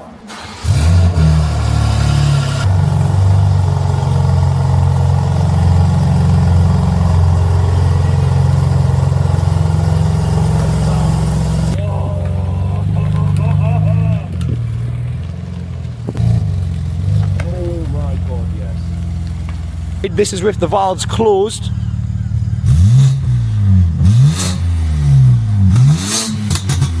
And then with the valves open,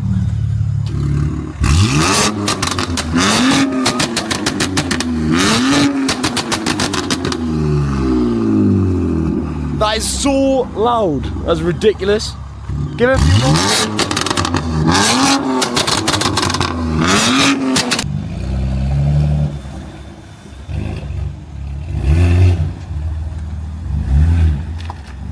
You're gonna fail, and you're gonna fail, and then you're gonna win.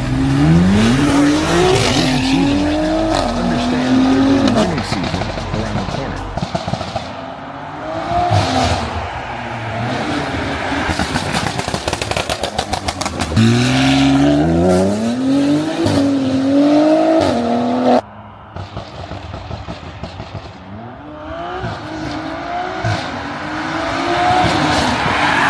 The next thing that I'm not happy with my M4 is the carbon bonnet and carbon wings that I've got on the car currently. I bought them from Alibaba and they just don't fit amazingly. You can see the panel gaps are just a bit all over the place. To be honest, on this side they're not that bad, but if you come round to this side, they start to get a bit worse. You can see it's big there, really big here, and this is as good as we can get them, and this gap here is really bad because it's touching the door here, so it can't come any further back there. I've got the M4 in the garage now, and I've also got the wings here that we're going to replace, and the bonnet. And you might be wondering, why am I actually going to change these out? And it's just because these ones are much better quality, and I do actually prefer the design of these wings now.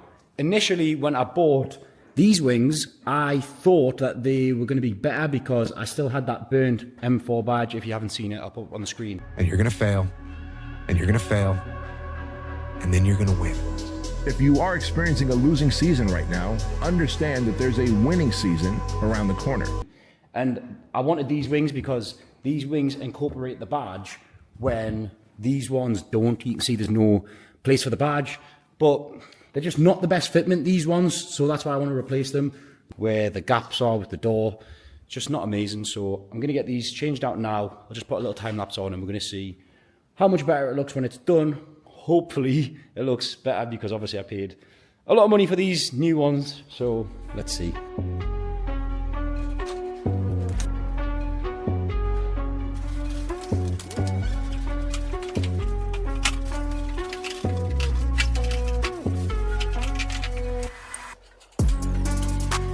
Right, that is the bonnet and wings fitted to the car now, and it looks so much better. These wings are actually perfectly smooth, where the last ones were really wavy, so when you stood back and looked at it, they just really didn't look good, but now it looks so much better. I'm really happy with how it looks now, and the gaps are much better, especially at the doors. This is where the last wings were really bad. The gap was huge down there, but now the gaps are nice and even, and it looks way better. But there is still one more thing that we're going to do to the car, and we're actually going to change the colour of the car completely with a wrap. So when my car was burned, I actually messaged a lad called LC Wraps and asked him, when my car's complete, would he wrap the car? And he kindly said yes, and now he's here with the wrap, and that's what we're going to do. We're going to wrap the car. And I think there's only one colour this car needs to be wrapped, and that's satin black. I think the satin black will go really well with the carbon because obviously the carbon's pretty much black. So when you've got the full car satin black to the carbon everywhere, it's just going to go together really, really well, I think. So in order to wrap it, we actually need to strip everything off the car. So I've already took the handles out and I've took the door cards off inside, but we need to take all these window trims off, the roof trim, obviously side skirts need to come off. Probably have to take the carbon piece off as well. Front bumper needs to come off, all the grills out, and also rear bumper and grills and rear lights. So we're just going to get all that stripped off the car now. I'll put on a little time lapse.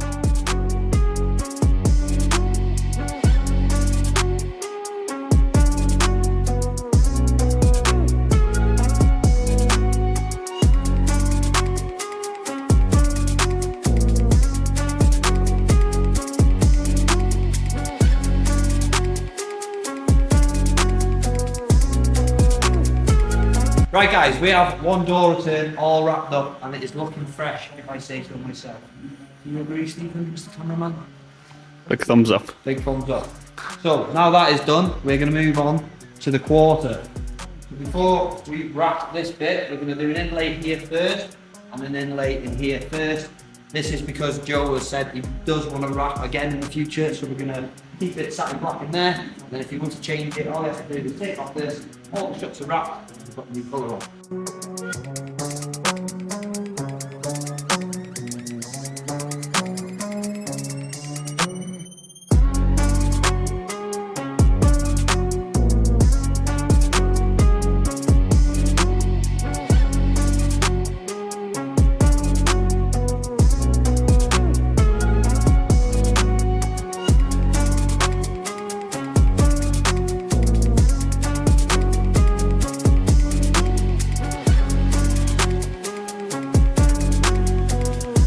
Now it was time for me to give the wrapping a go. So Levi insisted that I try to wrap the door. So I did give it a go and he helped me along the way, telling me what to do. But I don't really think I could ever wrap, to be honest. It was too tedious for me. I'm not sure whether I did a good or bad job because I'm pretty sure he did all of it anyway. So, and probably won't be doing that again. Right, so Levi has been working away wrapping the whole car. So he's currently done the door shuts inside, you can see. So when you open the door, the whole inside of the door is going to be wrapped, and he's even done the insides of the doors, so it's going to be completely wrapped every inch, so you can't see the original colour whatsoever.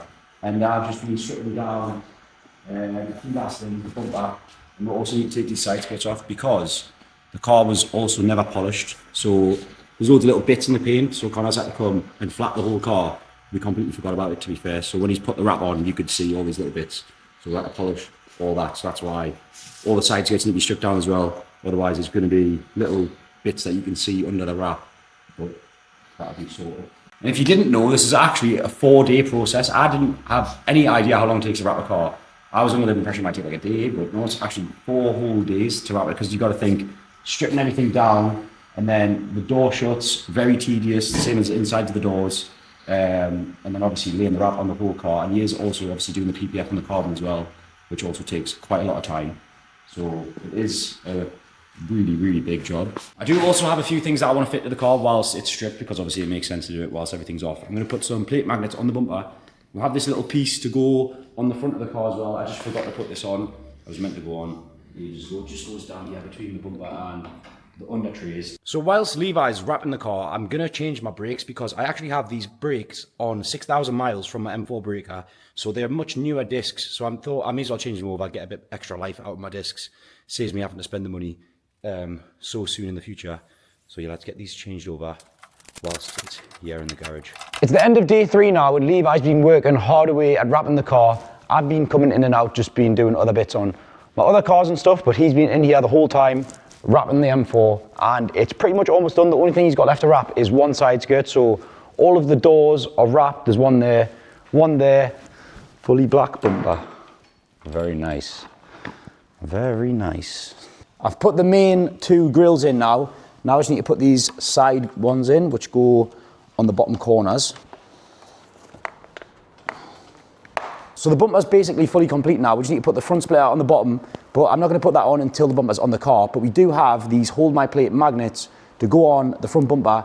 They go behind the grill, and then you stick the other side on the inside of your plate, and then you can put your plate on and off your car whenever you want. So these ones just go on the inside of your plate. So I'll literally get these split apart. I'm just going to stick this on the back of my number plate, like that. Now we just need to stick all of these magnets on the inside of the bumper so that the magnets can stick to each other through the bumper. I am going to use a bit of glue just to melt onto the magnets, just so that they don't fall off from the back of the bumper. Now I've got all those magnets onto the bumper, everything can go back onto the car. So I'm starting with the side skirts, then we're going to work to the window trims, and then the door seals and the trims which sit in the door sills. There's also a trim which sits in the wing which I had to install, and the doors can go back on, put all the bolts in for the doors, the trims back on the doors, the wing mirrors, the handles, the door cards, and then in the boot I can finally put all my boot back together properly. So I'm putting these trims over the hinges, I can put the boot liners in, put the boot floor back in, And then there was just the last few trims and clips to install, and also this little netting piece which sits on the left side. And then all that was left to do now was Levi was just putting the PPF onto the carbon bonnet.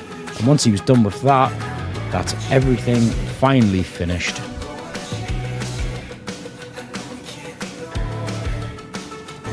Here we have it, guys. Joe James's M4 fully wrapped up in satin black. What do you think?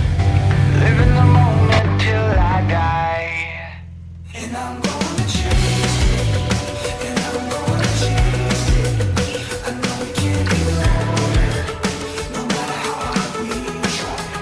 And I'm gonna chase it. And I'm gonna chase it. I know we can't ignore it. No matter how hard we try. No matter how hard we